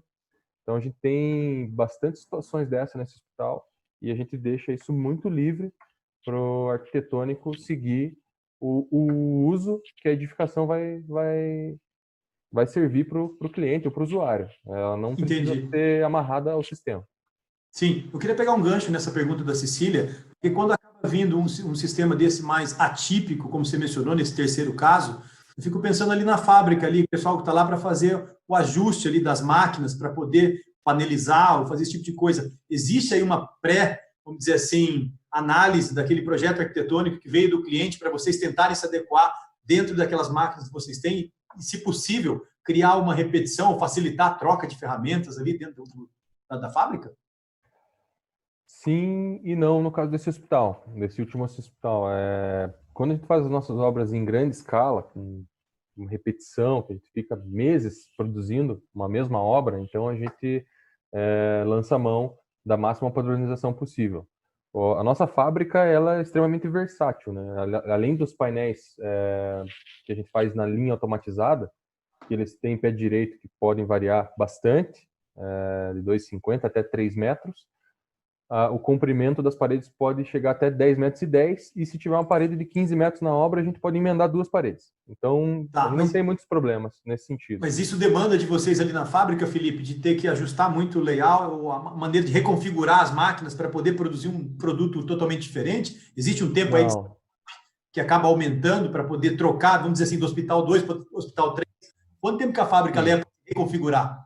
Sim, todos os projetos de parede, eles saem pronto dos nossos softwares e eles alimentam a linha de produção e a sequência de paredes, os tipos de fixações, em quais posições são, tudo isso já vem dentro do software e a máquina lê e ela tem liberdade para transitar em várias direções, então ela faz a perfuração das caixinhas de elétrica, das saídas hidráulicas, abertura de janela, tudo isso automatizado. Então, isso a gente ganha muito tempo de setup. Mas as trocas de ferramenta, mudança de materiais que abastecem as máquinas, por exemplo, tudo isso eu diria que para fazer um setup de uma obra para outra, terminamos o hospital 1, vamos começar o hospital 2, pode levar entre umas 6 horas até um dia, mais ou menos. A gente fazer toda essa setagem, tirar os materiais que não são utilizados, abastecer com outros. Pode demorar em torno de um dia esse processo. Legal. Eu vou passar aqui e continuar, tem bastante perguntas mesmo. Tem uma pergunta aqui, eu acabei passando, agora não estou encontrando quem a fez. É sobre o que é andon, né? É interessante aqui, a gente acaba falando umas palavras japonesas aqui. Explica para aí, Felipe, o que é um andon? Vamos lá. O andon, ele é um sistema de luzes que foi criado, se eu não me engano, numa das fábricas da Toyota aí, nos anos 60, alguma coisa nesse sentido, tá? Não, me perdoem se eu estiver errando a referência histórica, mas é um sistema de luzes para que o operador não perca tempo indo até um supervisor ou indo até um inspetor ou algum, enfim, para explicar o que ele está tendo de problema. Então, basicamente, lá nas linhas de montagem de fluxo contínuo, com grande velocidade, na linha automobilística, o pessoal erguia a mão, apertava um botão ou puxava uma corda para falar, para a linha, estou com um problema aqui. E aí todo mundo ia muito rápido e resolver aquele problema. Posteriormente, isso foi ganhando cores e tal, e hoje os andons mais clássicos aí da indústria, eles têm vermelho, verde e amarelo, se eu não me engano, e fica aceso lá a luz verde, que a coisa está andando, o cara vai marcando que ele está produzindo, o volume dele está sendo atingido, ele tem um problema técnico que não precisa parar a linha, ele aperta o amarelo, a linha acende uma luz amarela lá na linha e acende na sala de qualidade, na sala de suprimentos, na sala de operação. O pessoal vai lá ver o que está acontecendo. Se for um problema crítico, que ele precisa parar a linha, o operador, seja o auxiliar da solda ou o cara que está apertando um parafuso, ele viu uma coisa que está errada, que precisa de atenção, ele aperta o botão vermelho e a linha fluxo contínuo para e alguma coisa tem que ser feita, porque assim, esses indicadores de indústria automobilística são na ordem de minutos, né? Parou 7 minutos no dia, algo ruim vai acontecer porque as coisas têm que andar, né? Então, a gente está aplicando isso aqui e tem bastante construtores que já estão trazendo esses conceitos aí para as obras também, né, Sérgio? O Sérgio conhece muito mais que eu disso. Não, muito legal, é interessante. Eu encontrei aqui, perdão, Valentina, foi a Valentina que fez essa pergunta. É bem o que o Felipe comentou aí, né, a questão do andon como um dispositivo que mostra o status ali da operação. Eu faço até para a Valentina talvez ficar mais claro, em alguns supermercados a gente acaba indo, né, Felipe? A gente vê lá que os caixas, eles têm aquelas luzinhas em cima ali, verde, amarelo e vermelho, mas fundamentalmente, né, Valentina, o andon, ele dá essa capacidade, habilidade do operário de parar a linha de produção quando ele vê algum problema. Está muito ligado aí, a gente tem algumas figuras que representam o sistema Lean, uma delas é aquela que mostra os 2 pilares, né? Está dentro do pilar da automação, ou seja, o pilar ligado à qualidade, a pessoa poder parar para não deixar um erro se propagar também. Então, muito legal aí essa iniciativa, aí, a ideia aí da Tec Verde de estar aplicando, utilizando o andon, utilizando o conceito aí em sua fábrica. Vou passar aqui, tem bastante elogios aqui sobre a apresentação também, a Clarissa Biotto fala sobre a questão do work in progress, né, que você mencionou, o progresso constante, interessante vocês estarem controlando. O Carlos Giordanelli também pergunta quanto à logística, né, se é montado alguma fábrica próximo da obra ou sempre sai do mesmo local, independente de onde seja essa obra, né? Existe tempo de logística? Perdão, esse tempo de logística ele é imputado no cronograma? Sem dúvida. Bom, primeiro, Carlos, sempre sai dessa fábrica os módulos montados, né? A Brasil ao Cubo faz outras obras também da fábrica dela. Ela tem essa linha de modularização lá. E aqui é uma outra fábrica onde a gente está atacando principalmente esse mercado de hospitais, aí, essa demanda, na verdade. Não é nem um mercado, é uma demanda pontual aí. Mas o tempo de logística é colocado, logística é um tema fundamental, tanto a logística de chegada, o inbound, quanto o outbound, os tempos de carga, descarga e os tempos do transit time ali, né? O tempo do caminhão sair daqui até chegar na obra. A gente controla muito bem essa saída também para não atrasar lá, porque na obra, normalmente os guindastes envolvidos na operação para levar um módulo grande, todo pronto, ele é um guindaste pesado e um guindaste caro. E normalmente ele está num terreno confinado, com vizinhança, precisa de fora montar, às vezes, o hospital inteiro. Então tem que ser um hospital muito caro, um guindaste muito caro para conseguir fazer. Então a coisa tem que chegar na hora ali para não ter gente parada lá no canteiro. E bom, com base, não sei, acho que tinha mais alguma questão relacionada à pergunta do Carlos ali, em relação à logística. Deixa eu dar uma olhadinha aqui. Essa questão também, se esse tempo aí de logística é imputado no cronograma, né? Eu acho que era a questão lá sim, lembrei. Eu ia mencionar um exemplo emblemático com relação a sair daqui. O próximo hospital ele vai ser feito em Rondônia. Depois desse, na região de Brasília, que é um dos que eu mostrei lá na foto, o quinto é em Rondônia. Ele vai sair daqui também, modularizado, numa carreta prancha de 3,5 metros de largura por 5 de altura. Vai daqui até Rondônia. Então, daqui a gente está em Curitiba, né? Então, cerca de 3.200 quilômetros. Sim, que loucura. Bom, vamos passando aqui para frente. O Andrew faz uma pergunta interessante aqui, né? Que ele fala, você trabalhando com estoque zero, né? Como fica quando uma equipe fica desfalcada devido a algum funcionário. Existe funcionários reservas? Isso é uma questão importante, né? No caso desses hospitais, a gente não consegue aplicar isso nos nossos canteiros que estão longe, que tem problema de clima, de chuva, etc. Estoque zero é quase que um sonho, né? Mas aqui no hospital a gente tem conseguido aplicar. Um dos pilares é porque a gente tem um plano B para todas as linhas de trabalho. Todas as linhas de trabalho a gente tem um plano B. Segundo, por uma questão de isolamento social também, da pandemia, todos os envolvidos nesse hospital estão alojados ao lado da obra aqui. Então, é só se o cara realmente tiver uma doença, ou tiver algum mal-estar, alguma coisa, Sim. aí a gente vai precisar lançar mão de algum reforço, né? E os nossos parceiros que estão trabalhando aqui, os nossos terceiros, sempre são empresas que não tem só 8 pessoas para fazer cerâmica, por exemplo, ou, sei lá, um gesso, uma pintura. Eles têm equipes grandes atuando na região. Então, a gente tem equipes lá de 20 pessoas atuando em Curitiba. A gente falou, a gente precisa de 8, mas se tiver algum problema, a gente precisa de uma reposição imediata. Então, isso é acordado antes do início da obra. Está bem claro, e toda a questão do cenário por trás disso, de fazer um hospital para atender vítimas, etc., para tentar conter o avanço da pandemia, provoca uma parceria muito grande em fornecedores. Natural, assim. Pô, precisamos de um cara agora. Ontem, se não me engano, a gente precisou de um reforço de uma pessoa às 8h30 da noite. A gente chamou e veio um cara para ajudar a gente a finalizar um tratamento que precisava de tempo de cura para hoje de manhã a equipe entrar na sequência. Então, isso também é uma questão meio particular pelo cenário, etc. Mas que tem que ter um alinhamento prévio, senão não tem jeito. Senão não funciona. Legal. Eu vou passar aqui, tem uma pergunta interessante aqui também da Karen Sayuri. Ela fala, né, sobre aquele... Você mencionou um dado ali, eu até tinha notado também, é legal que ela perguntou isso, sobre o prédio de 16 apartamentos, né, executado em 7 dias. Ela pergunta se esse prazo é referente somente à montagem dos módulos, né, e qual foi o prazo para a fabricação desses módulos. Legal, vamos lá.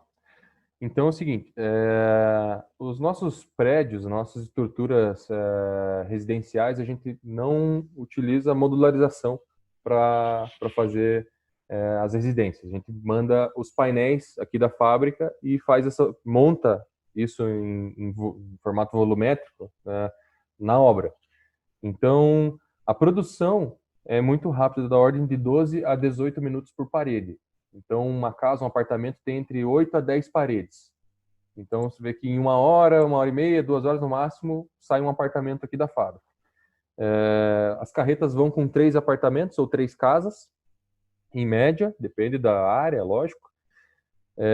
E essa montagem, esse número que eu falei, ele é referente à montagem da estrutura e o lançamento da cobertura. Então, a gente monta os 4 pavimentos com as respectivas lajes, que a gente chama de entrepisos, isso em 6 dias úteis, né? Então é importante, são 6 dias úteis, né? São 6 dias corridos, que é uma diferença brutal quando você começa a compactar aí os prazos.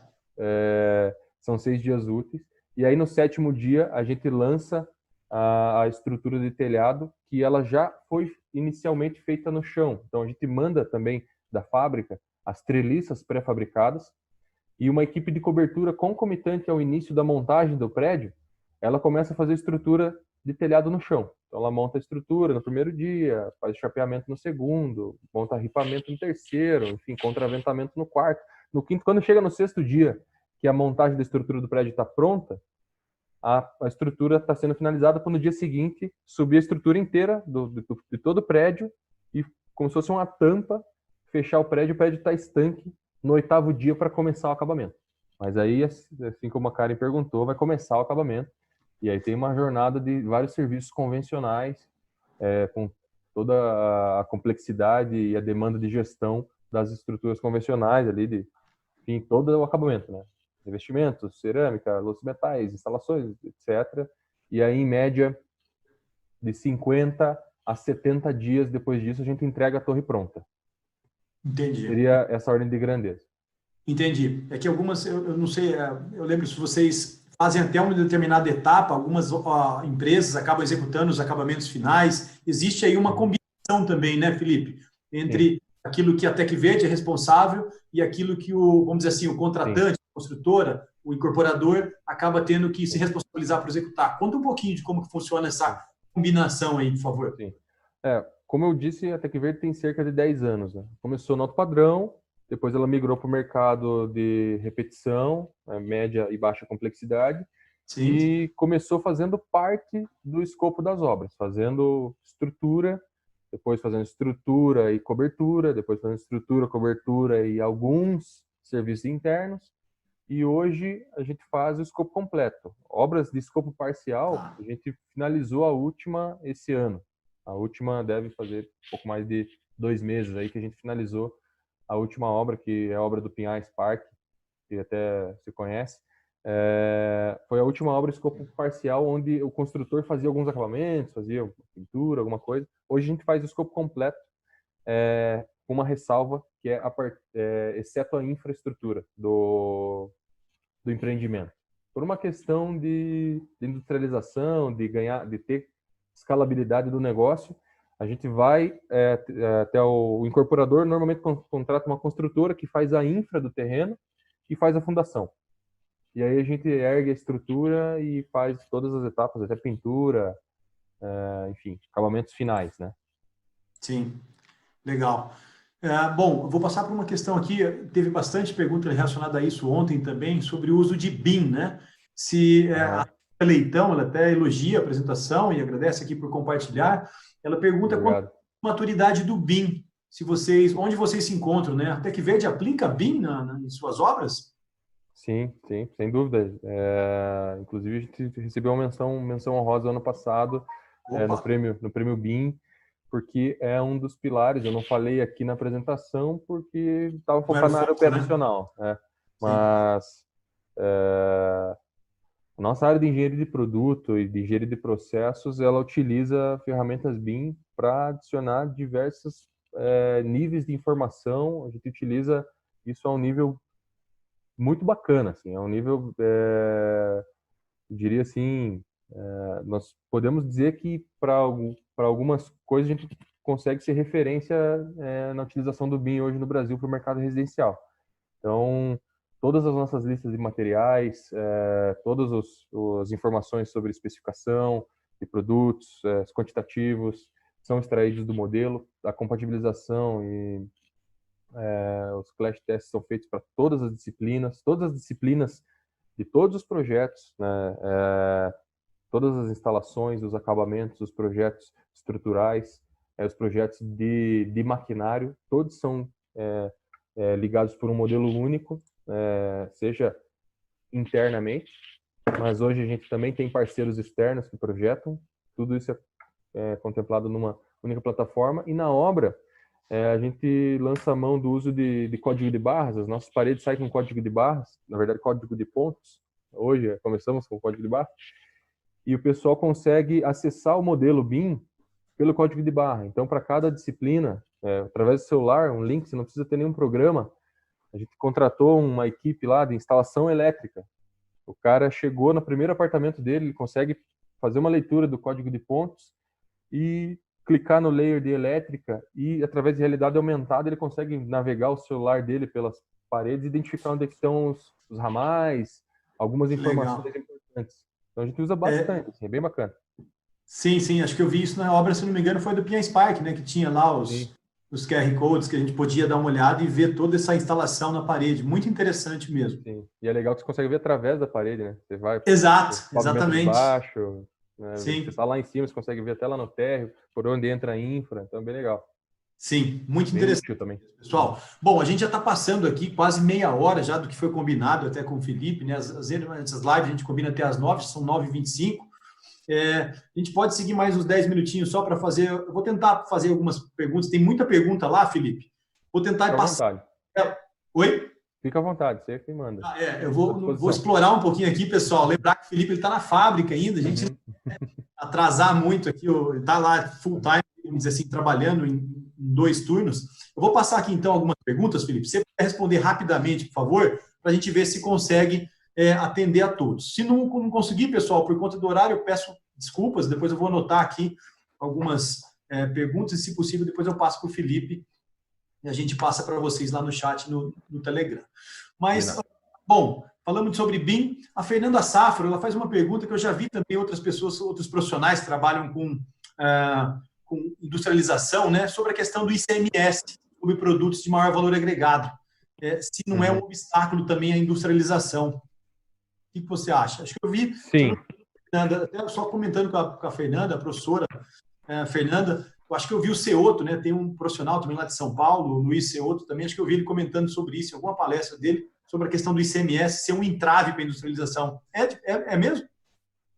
É um entrave, mas assim, não é a minha área de atuação na empresa, tá? Vou talvez apresentar aqui sem muita propriedade sobre o assunto, mas a gente utiliza algumas estratégias de faturamento direto de alguns serviços para reduzir a tributação. O nosso KNAI não é de indústria, é um KNAI de construtora, então o que a gente recolhe é ISS de serviço, né, para as prefeituras e algumas outras alíquotas aí nessa direção, mas a gente não emite nota fiscal de produto, né? Então a gente emite nota fiscal de remessa de materiais da nossa unidade de Araucária para a nossa unidade obra, e a gente fatura contra o nosso cliente um serviço. Sim. Então, a gente tem algumas estratégias para redução, mas de maneira geral o ICMS é um vilão aí para alguns sistemas que fazem venda mercantil, fazem venda direto para o cliente, né, que não consegue atrelar o seu serviço. O produto acaba sendo preponderante, né? Mas nós temos muito serviço feito em obra, né? Então a gente consegue ir por esse caminho aí sem fazer nada fora do correto. Estamos enquadrados dessa forma, mas não é a minha área de atuação na empresa. Não me sinto confortável para...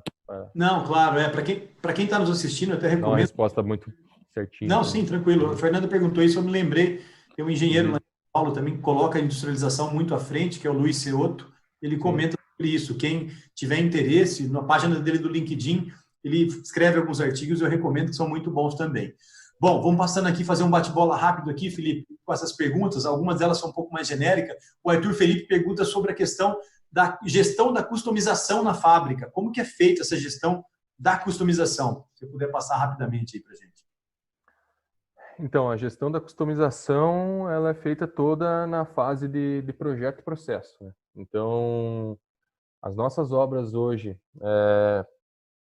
são, de certa forma, customizadas. A gente não consegue aplicar o nosso padrão. É o nosso sonho de consumo, digamos assim, ter uma padronização, produto padrão, chegar no nível da indústria automobilística, onde você tem os modelos de carro e o cliente escolhe qual carro ele vai querer, você coloca um ou outro acessório. Não chegou nisso ainda, né?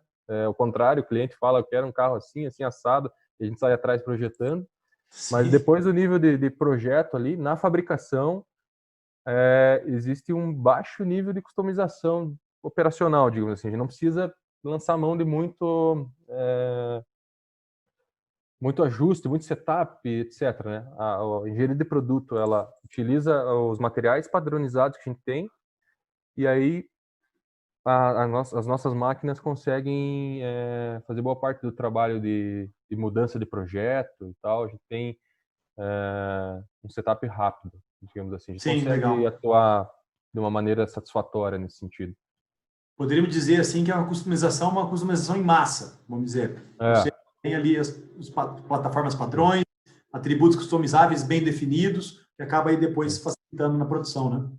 Sim, porque a gente faz hoje, diria que sim, e por isso que a gente tem aquele mínimo de volume para atuar, mas a gente, como eu comentei, a gente está se reorganizando para atender obras pontuais. Então a gente está num trabalho muito intenso de engenharia de produto hoje e de negócio, se reposicionando realmente para oferecer produtos mais customizáveis aí para o mercado e conseguir atender pontualmente uma única residência. Então, em breve, a gente deve chegar nesse nível aí.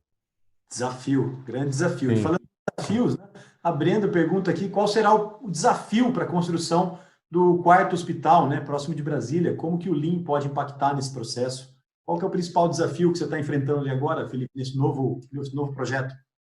Esse projeto, assim, ele, como eu falei, os 2 primeiros eram bem padronizados. O terceiro foi bem complexo, bem especial. Cada módulo era muito especial. E esse quarto hospital, ele tem um equilíbrio disso. Ele tem 47 módulos, onde 35 são bem padronizados e 12 módulos são bem especiais. Então, ele, do ponto de vista de customização, ele baixa um pouco o nível de complexidade. Um desafio seria que a gente vai pela primeira vez emendar um hospital no outro. Então, como a gente fez um ritmo de sprint, a gente pegou e fez ele muito rápido, com muita intensidade, a gente exigiu do corpo de acompanhamento e dos próprios operadores uma entrega a mais, digamos assim, aquele ritmo punk, assim mesmo, de produção. Sim, sim. Isso foi tranquilo no primeiro e no segundo hospital, porque era um sprint de 20 dias, de 15 dias, e tinha um break. Agora a gente vai emendar um hospital no outro, então nós vamos ter que se reorganizar para a gente poder ter um nível de salubridade assim mais bacana, um fluxo melhor, digamos assim, Claro. seria dar um fluxo mais palatável para todo mundo, sem muito desespero. E agora a gente já sabe um pouco do que acontece ali, então a gente consegue pensar nisso. Não, e até em cima disso, tem uma pergunta aqui que conecta com essa que você acabou de mencionar, né? Vou passar um pouquinho para frente aqui nas perguntas, mas porque faz sentido em relação ao que você está falando. Que o Aguinaldo, primeiramente, ele elogia a sua apresentação, disse que foi uma ótima apresentação, e ele pergunta o que a construção dos hospitais tem contribuído para a melhoria dos processos da TecVerde, né? Principalmente nas atividades de campo. Achei muito legal isso, que eu imagino que tem sido um período aí de muito aprendizado esses últimos meses. E o que trouxe esses hospitais de bom para aquilo que vocês já são bons, né? Já vem fazendo muita coisa legal, mas o que trouxe de melhor aí nesses últimos meses de trabalho focado em hospitais? Ele agregou muito, assim, no sentido de imersão, assim, de todo o pessoal que às vezes é um pouco mais back-office. Já teve outros momentos na TecVerde onde eu fiquei muito pé no campo, assim, de ir para um canteiro e ficar lá por alguns meses. E sempre que isso acontece, quando tem um desafio maior, assim, a gente tem algumas revoluções, assim, na forma de conduzir, né? Não necessariamente eu, mas outras pessoas também do corpo gerencial da empresa, ou algum diretor que teve aquela ambientação e a complexidade do negócio ali batendo lá nas camadas mais superiores da companhia provocou várias modificações. Esse hospital, ele foi um desafio brutal. O primeiro, particularmente, foi um negócio que a gente teve que aprender na marra, assim, né, na dor, porque a gente teve um compromisso muito forte de prazo e a gente não abriu mão em nenhum momento dele. Teve vários momentos onde até o próprio cliente falou, pô, podemos entregar um dia depois. A gente está vendo que o negócio não é tão fácil. A gente falou, não, o compromisso era aquele lá, a gente não vai aceitar atrasar. Então, a gente desenvolveu várias coisas, a gente percebeu a importância, assim, na minha opinião, isolado, assim, minha opinião pessoal, uma das coisas mais importantes é o follow-up. Você parar na frente da tua linha de balanço, do teu cronograma, de qualquer ferramenta que você utilize ali, e olhar o que você planejou fazer e o que você está fazendo com uma frequência grande. Nas obras a gente fazia isso uma vez por semana, a gente está tentando fazer isso 2 vezes por semana.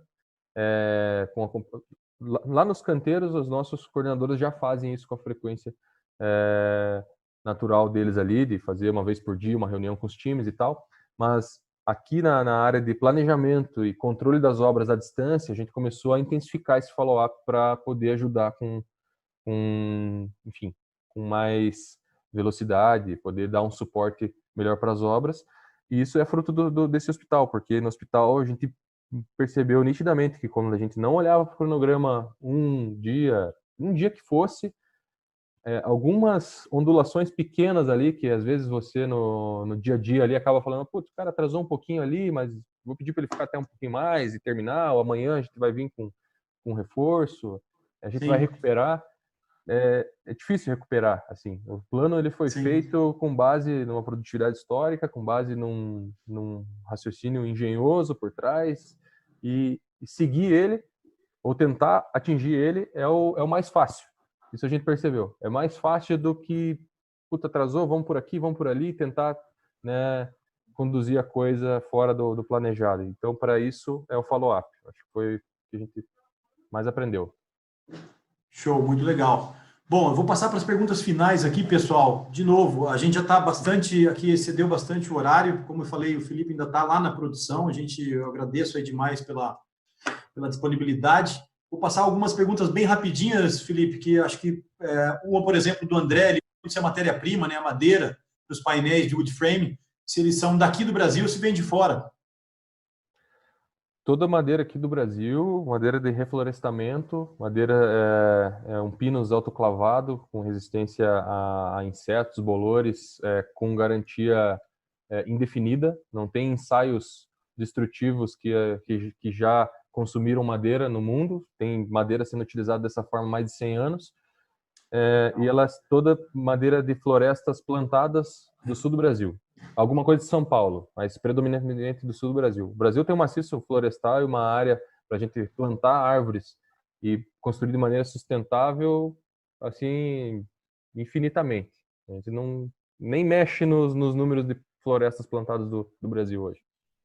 Legal, legal. E outra também pergunta aqui, que é bem direta, o Leandro Madeira pergunta, né, qual que é o maior empreendimento em número de andares que a Tec Verde pode chegar e qual que é o máximo executado hoje? Vamos lá. A Tec Verde, para você construir um sistema inovador no Brasil, você precisa de uma homologação do Ministério das Cidades, porque é um sistema que ainda não tem norma, a norma do wood-frame está para sair aí.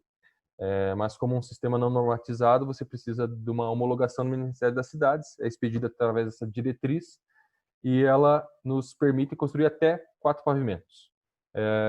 Fora de 4 pavimentos, a gente já tem obras com pavimento de área técnica a mais, 5 pavimentos, alguma coisa nesse sentido, mas sempre feito para o mercado particular de capital próprio. Então a escala é muito pequena. Mas existem tecnologias da construção em madeira, feitas não somente em wood frame, mas também outras tecnologias como CLT, por exemplo, como Crosslan, como Dual-Lan, como outra. Tem vários tipos de uso da madeira engenheirada que permite grandes construções em madeira. Então hoje a gente está numa corrida mundial aí pelo maior arranha-céu em madeira. Então tem vários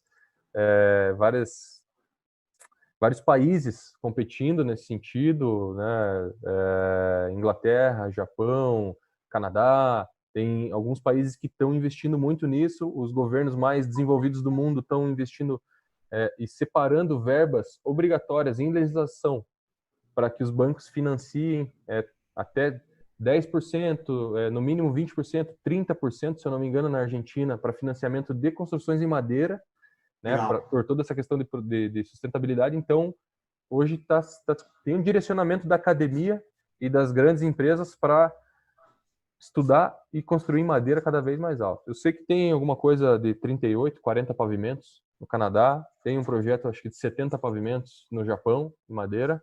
Caramba! E tem uma corrida aí. Tem um projeto saindo para tudo quanto é lado hoje em dia. Sim, sim. Uhum. Legal. Olha, pessoal, eu vou fazer mais duas. Posso fazer mais duas perguntinhas rápidas aqui, Felipe? Fique à vontade. Para a gente fechar aqui. Bom, a Clarissa Biotto, ela pergunta aqui, né, se vocês já trabalhavam com frame de estrutura metálica antes, né, ou se foi a primeira vez especificamente para os hospitais. E também pergunta a questão do aprendizado, né, de trabalhar com esses módulos. O que vocês aprenderam aí que vocês vão levar para o setor residencial? Então, a gente sempre lançou mão de algumas estruturas metálicas para vencer alguns desafios do projeto, como alguns balanços, grandes vãos livres em ambientes quando a gente fazia alto padrão. Então, hoje mesmo a gente ainda utiliza vigas metálicas embutidas dentro das nossas vigas, dentro das nossas lajes de madeira para vencer grandes vãos, mas utilizar um chassi metálico dessa maneira que a gente utiliza aqui é a primeira vez.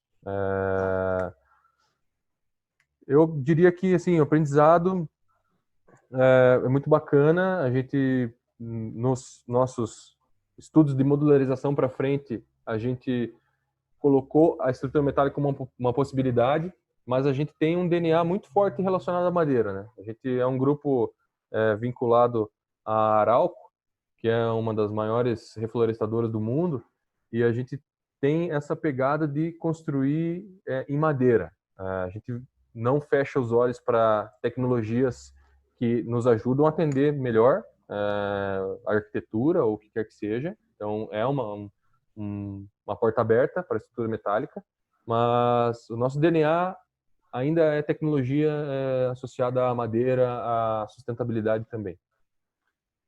Legal. Ainda, eu vou aproveitar até que a Clarissa fez outras perguntas aqui também, que eu acho interessante também, se você me permitir, Felipe, a questão Claro.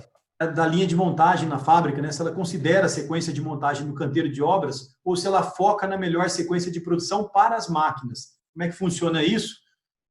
E também ela pergunta do projeto do produto, né? Se ele pensa na montagem desses módulos, né? Sim. Excelente a pergunta, Clarice. Excelente mesmo. Esse é um mindset importantíssimo. Assim. A industrialização ela tem que ser pensada, na minha opinião, da execução para trás, da segurança do trabalho, da operação, Legal. do mínimo de movimentos possíveis em canteiro, para você ganhar todo o benefício da industrialização, da antecipação de etapas. Então, a nossa linha de produção, ela as paredes, elas saem. A primeira coisa que a gente faz no projeto é definir a ordem de montagem, né? E aonde vão ficar os dispositivos de segurança, para a gente projetar em torno disso. Então, a gente escolhe a melhor forma de montagem, de acordo com o nosso sistema de montagem, para ser mais rápido e ter maior qualidade, né? A gente posiciona onde ficam as folgas, etc. Define a ordem de montagem.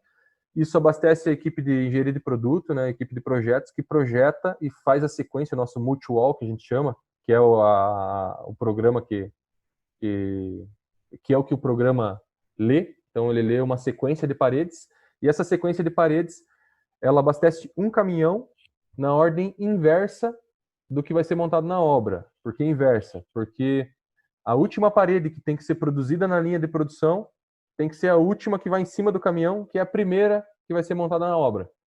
Então, a gente produz da parede 8 para 1, a última parede que sai da linha de produção é a parede 1, vai em cima do caminhão, quando chega lá na obra, o movimento do guindaste é direto na posição de serviço. A gente não descarrega nada no chão para depois liçar para a posição de serviço. Então, não tem estoque de paredes no chão, ele sai do caminhão verticalizando direto em cima da posição de serviço. Que legal, que legal. E naquele dos hospitais, né? Ela também fez uma pergunta em relação a isso. Como é que você fazia as instalações, já que você tem diversos módulos ali? Como que você conectava essas instalações lá? Se existe já na parte do desenvolvimento do produto algo pensado para fazer essa conexão aí das instalações quando os módulos são acoplados no canteiro? Sim. Não, sem dúvida, tudo que é industrializado só faz sentido se ele for pensado nesse sentido, nos benefícios da industrialização, né? Se tiver alguma coisa para ser pensada na hora, não dá, assim. Então, o projeto ele é pensado de maneira modular, então cada ambiente tem o projeto próprio dele, cada módulo. Então, às vezes, você tem um módulo que tem três módulos que compreendem um ambiente, ou melhor... Inclusive, ela se referiu àquele que você mencionou do quarto hospitalar, que era formado por diversos módulos, né? Isso. Nesse sentido que ela perguntou se o projeto do produto pensou na montagem desses módulos. Sim. Ele é pensado dessa forma. Então, a gente faz o projeto ali de iluminação, de etc., todos os circuitos pensando no uso do ambiente. Então, é um ambiente só, de 3 módulos. Cada módulo tem esse seu projeto específico de instalações. esses projetos todos se conectam a uma área de corredor, e aí, pelo corredor, ele volta para o outro módulo. Então, às vezes você tem no módulo 1 o interruptor que liga toda a iluminação do 1, do 2 e do 3, porque é um ambiente só. Então, você tem que enviar essa conexão para o corredor, através de eletrocalhas, ele se conecta a todos os módulos e ele liga, ele volta para o ambiente. Então, é um projeto modular realmente. Ele sai do ambiente por ser um sistema de plug and play, para você não precisar ter ramais transitando entre módulos. Você tira tudo, faz uma conexão só e conecta tudo isso de maneira modular. Show de bola. Pessoal, eu vou fazer a última pergunta. Prometo, Felipe, que é a última que eu faço, viu? É porque o assunto é interessante, a gente vê que você tem tanto conhecimento aí para compartilhar. Só lembrando, pessoal, você trabalha com isso, com construção industrializada há mais de 10 anos, né? Trabalhou até com outras tipologias, né, Felipe? Com aço, madeira, madeira que você está trabalhando. Predominantemente concreto e madeira, também, né? Mas também trabalhei com estrutura metálica um curto período de tempo. Então é um profissional aí que tem uma experiência gigante aí, por isso que tem muita em relação a isso. Peço perdão aí, se não conseguiu responder. Eu faço uma última para a Laís não ficar brava comigo, que eu vi que ela tinha perguntado lá para cima, depois que eu vi, viu, Laís? Me perdoe. A Laís pergunta, Felipe, se é prevista alguma etapa para controle de patologias. Você pode, por favor, responder isso para ela? Para nós, se é previsto, cortou um pouquinho, se é previsto uma etapa... Se é prevista, alguma etapa para o controle de patologias. Sim, bom, o que eu acho que nos habilita a fazer construção industrializada e modular, em escala, é a nossa bagagem de alto padrão, customização, N subprodutos diferentes, tecnologias e tipos de acabamento. Então, a gente fez muitas casas de alto padrão no passado que, através do nosso setor de garantia, nos trouxe muito conhecimento de patologia. Depois disso, a gente começou a fazer empreendimentos em escala, de 400 repetições, 500 repetições do mesmo produto, com esse aprendizado feito. Então, a gente reduziu muito os problemas, mas quando aparecia um problema, aparecia 400 vezes, né? Então, aí a gente começou a dar tratativas muito robustas para patologia. Então, uma infiltração em janela, que é um problema clássico da construção a seco, né? Steel frame, wood frame, por aí, no stick frame, o pessoal tem infiltração em janela ou registro que não fica muito firme na parede. Então, a gente fez soluções robustas, algumas até a gente está pensando em patentear, algumas soluções, que eliminavam 100% das ocorrências, porque se a gente tinha lá 500 unidades que estavam com esse problema, a gente precisava fazer um controle até estatístico para não dar problema em nenhuma unidade. Então, a gente fez soluções muito robustas. Então, hoje a gente tem um sistema que ele é muito difícil de dar problema, mas quando dá, a gente tem equipes muito capazes dentro da nossa área de garantia. Até a gente fez uma live esses tempos com uma construtora sobre garantia, sobre pós-obra, um tema legal, interessante.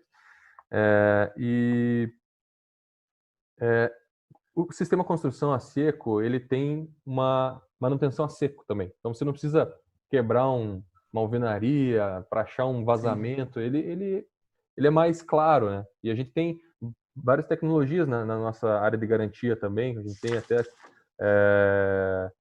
aquelas microcâmeras que coloca por um buraquinho para ver dentro da parede onde está vazando, câmera térmica, sensor de umidade. Então a gente faz um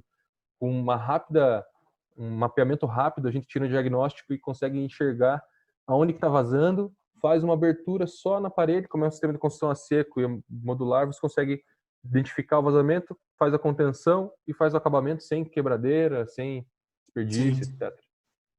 Bem bacana essa pergunta. Muito boa, Felipe. Bom, pessoal, infelizmente aqui a gente já está bem além do tempo que eu tinha combinado com o Felipe. Eu agradeço demais, viu, Felipe, pelo seu tempo. Imagina. Eu queria só realçar os pontos que eu achei muito interessante aqui na sua palestra, antes de eu te passar aqui para as suas considerações finais.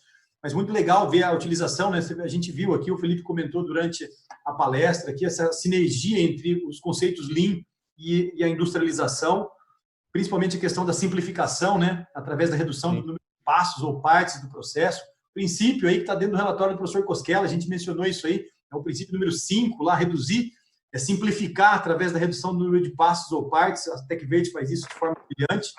tem muito trabalho ali, uma equipe muito legal também trabalha lá junto com o Felipe. Eu tive lá na fábrica, fiquei impressionado com a questão das prototipagens que eles fazem. Esse galpão aí, né, que vocês estão utilizando agora para construção. Sim. Quando eu fui aí, tinha muito protótipo, né, sendo ali o pessoal testando. Sim. Então, é uma empresa que investe também muito nisso. Adaptação, achei muito legal também que você comentou ali, das ferramentas. Um Lucahead, pessoal, a gente faz aqui em prédios residenciais um Lucahead. Lucahead, eu estou falando plano de médio prazo, aquele de olhar à frente, plano de 2 meses. O Felipe faz de 2 dias, dado o ciclo que ele tem ali de produção. Então, os conceitos são os mesmos, mas a adaptação das ferramentas para se adequar ao contexto aí que ele está inserido. A questão do Andon, que ele está recentemente implantando, nessa ideia de dar autonomia para as frentes de trabalho, poder parar e notificar as anormalidades, é um pilar aí fundamental da filosofia Lean. E, principalmente, aqui que eu achei muito legal que você comentou, 2 pontos, na verdade, essa questão da segurança em primeiro lugar, pensar o processo a partir da segurança, o primeiro momento, isso eu achei sensacional mesmo. Onde que eu vou colocar a minha linha de vida, onde eu vou começar a segurança e desenhar o processo dali em diante. Então, isso eu achei muito legal, muito bacana. Questão da sustentabilidade, trabalhar com madeiras reflorestadas também, totalmente sustentável. E o compromisso com o cliente, que ficou muito claro quando você disse que mesmo o cliente aceitando um prazo um pouquinho maior, vocês ainda assim se agarraram ali no que foi combinado anteriormente e procuraram cumprir aquilo que especificaram, combinaram logo no início. Então, assim, ó, falando aqui, elogiando aqui, muitas pessoas também aqui, você vai ver depois no chat, elogiando a palestra, elogiando o trabalho de vocês. Tem pessoas me mandando aqui, ó, professores aqui que estão assistindo, me mandando aqui que conheceram a Tec Verde há muito tempo atrás e agora vem assim, um avanço que é realmente notório. Então, mais uma vez, em nome aí, assim, de todos que estão aqui, parabéns, Felipe, parabéns, Tec Verde, por essa aula aí e por colocar a comunidade nacional aí à frente, né? É isso que a gente quer ver, essa evolução. Eu acho que para esse tipo de processo, de tecnologia, que às vezes as pessoas têm um pouco de receio, né? Uma mudança de paradigma, será que eu vou morar? Isso aí vai dar problema? Tem que ser muito bom para poder mostrar que isso realmente dá certo e pode ser aplicado, e está sendo, né? A gente está vendo que cada vez mais estão crescendo. Muito obrigado e passo as palavras para você, Felipe.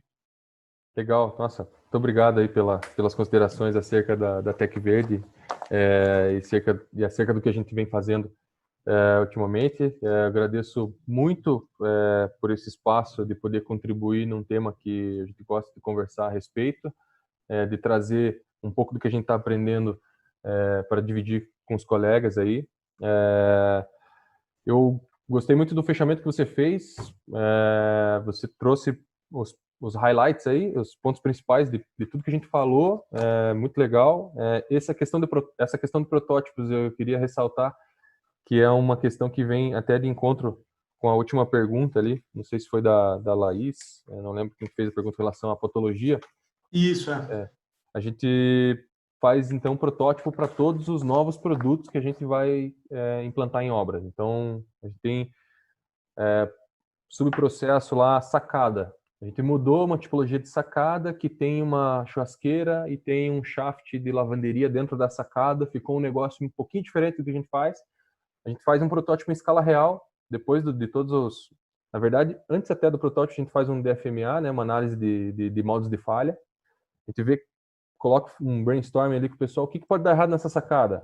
Pode o cara que vai fazer o forro embaixo, bater ali e fazer não sei o quê. Puta, então, vamos discutir isso. Pode ser que o cara que vai fazer o forro de cima derrube um parafuso de gesso em cima da impermeabilização e pisa no parafuso e rasga a manta. Já aconteceu várias vezes. Então, a gente começa a trazer pessoas experientes de cada área, faz um bate-papo rápido, 1 hora, online ou presencial, quer que seja, e aí, para todo modo de falha, a gente precisa de uma solução de produto que venha da engenharia para atender aquilo, e a gente coloca isso em teste.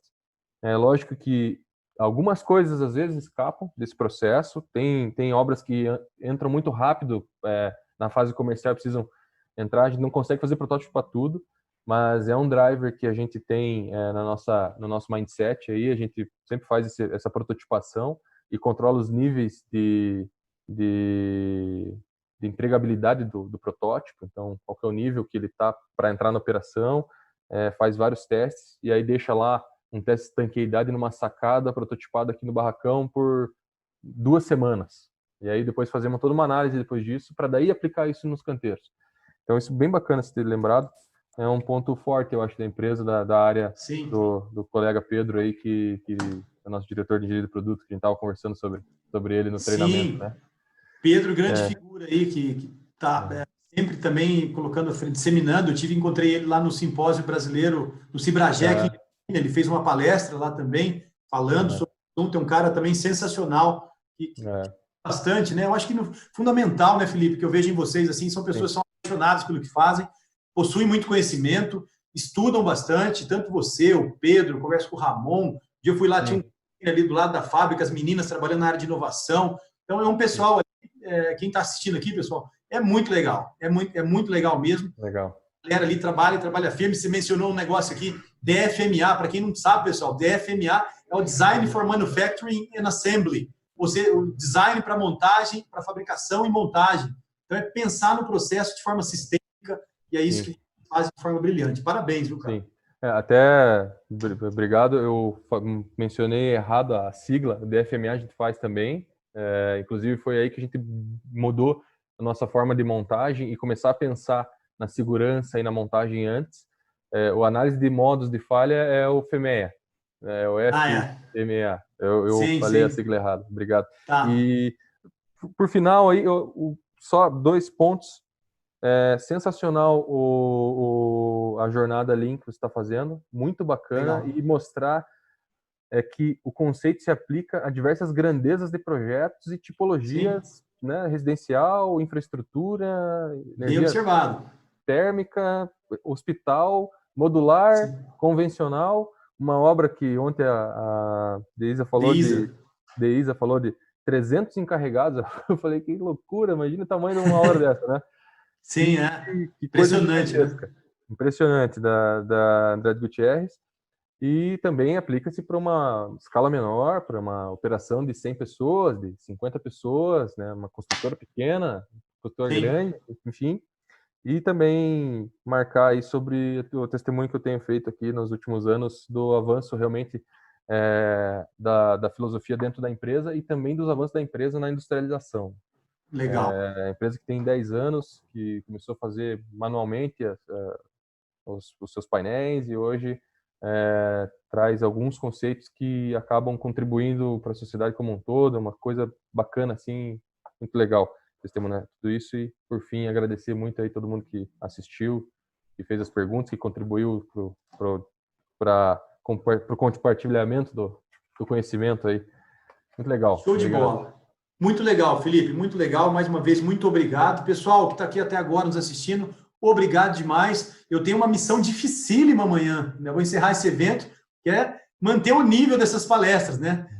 Imagina. Alexandre, Luísa, Felipe. Então, amanhã é Dia dos Namorados, mas a apresentação também está muito para vocês vão gostar. 8 horas, sempre às 8. Lembrando que tem um bônus especial que eu vou estar divulgando amanhã também. Então, venham amanhã, divulgue para seus amigos, ainda dá tempo de se inscrever. Quem não se inscreveu ainda, compartilhem o link e venha aprender Lean com quem realmente entende do assunto. Valeu, Felipe. Obrigado, viu? Parabéns. Obrigado. Pessoal, até amanhã. Valeu. Obrigado, Sérgio.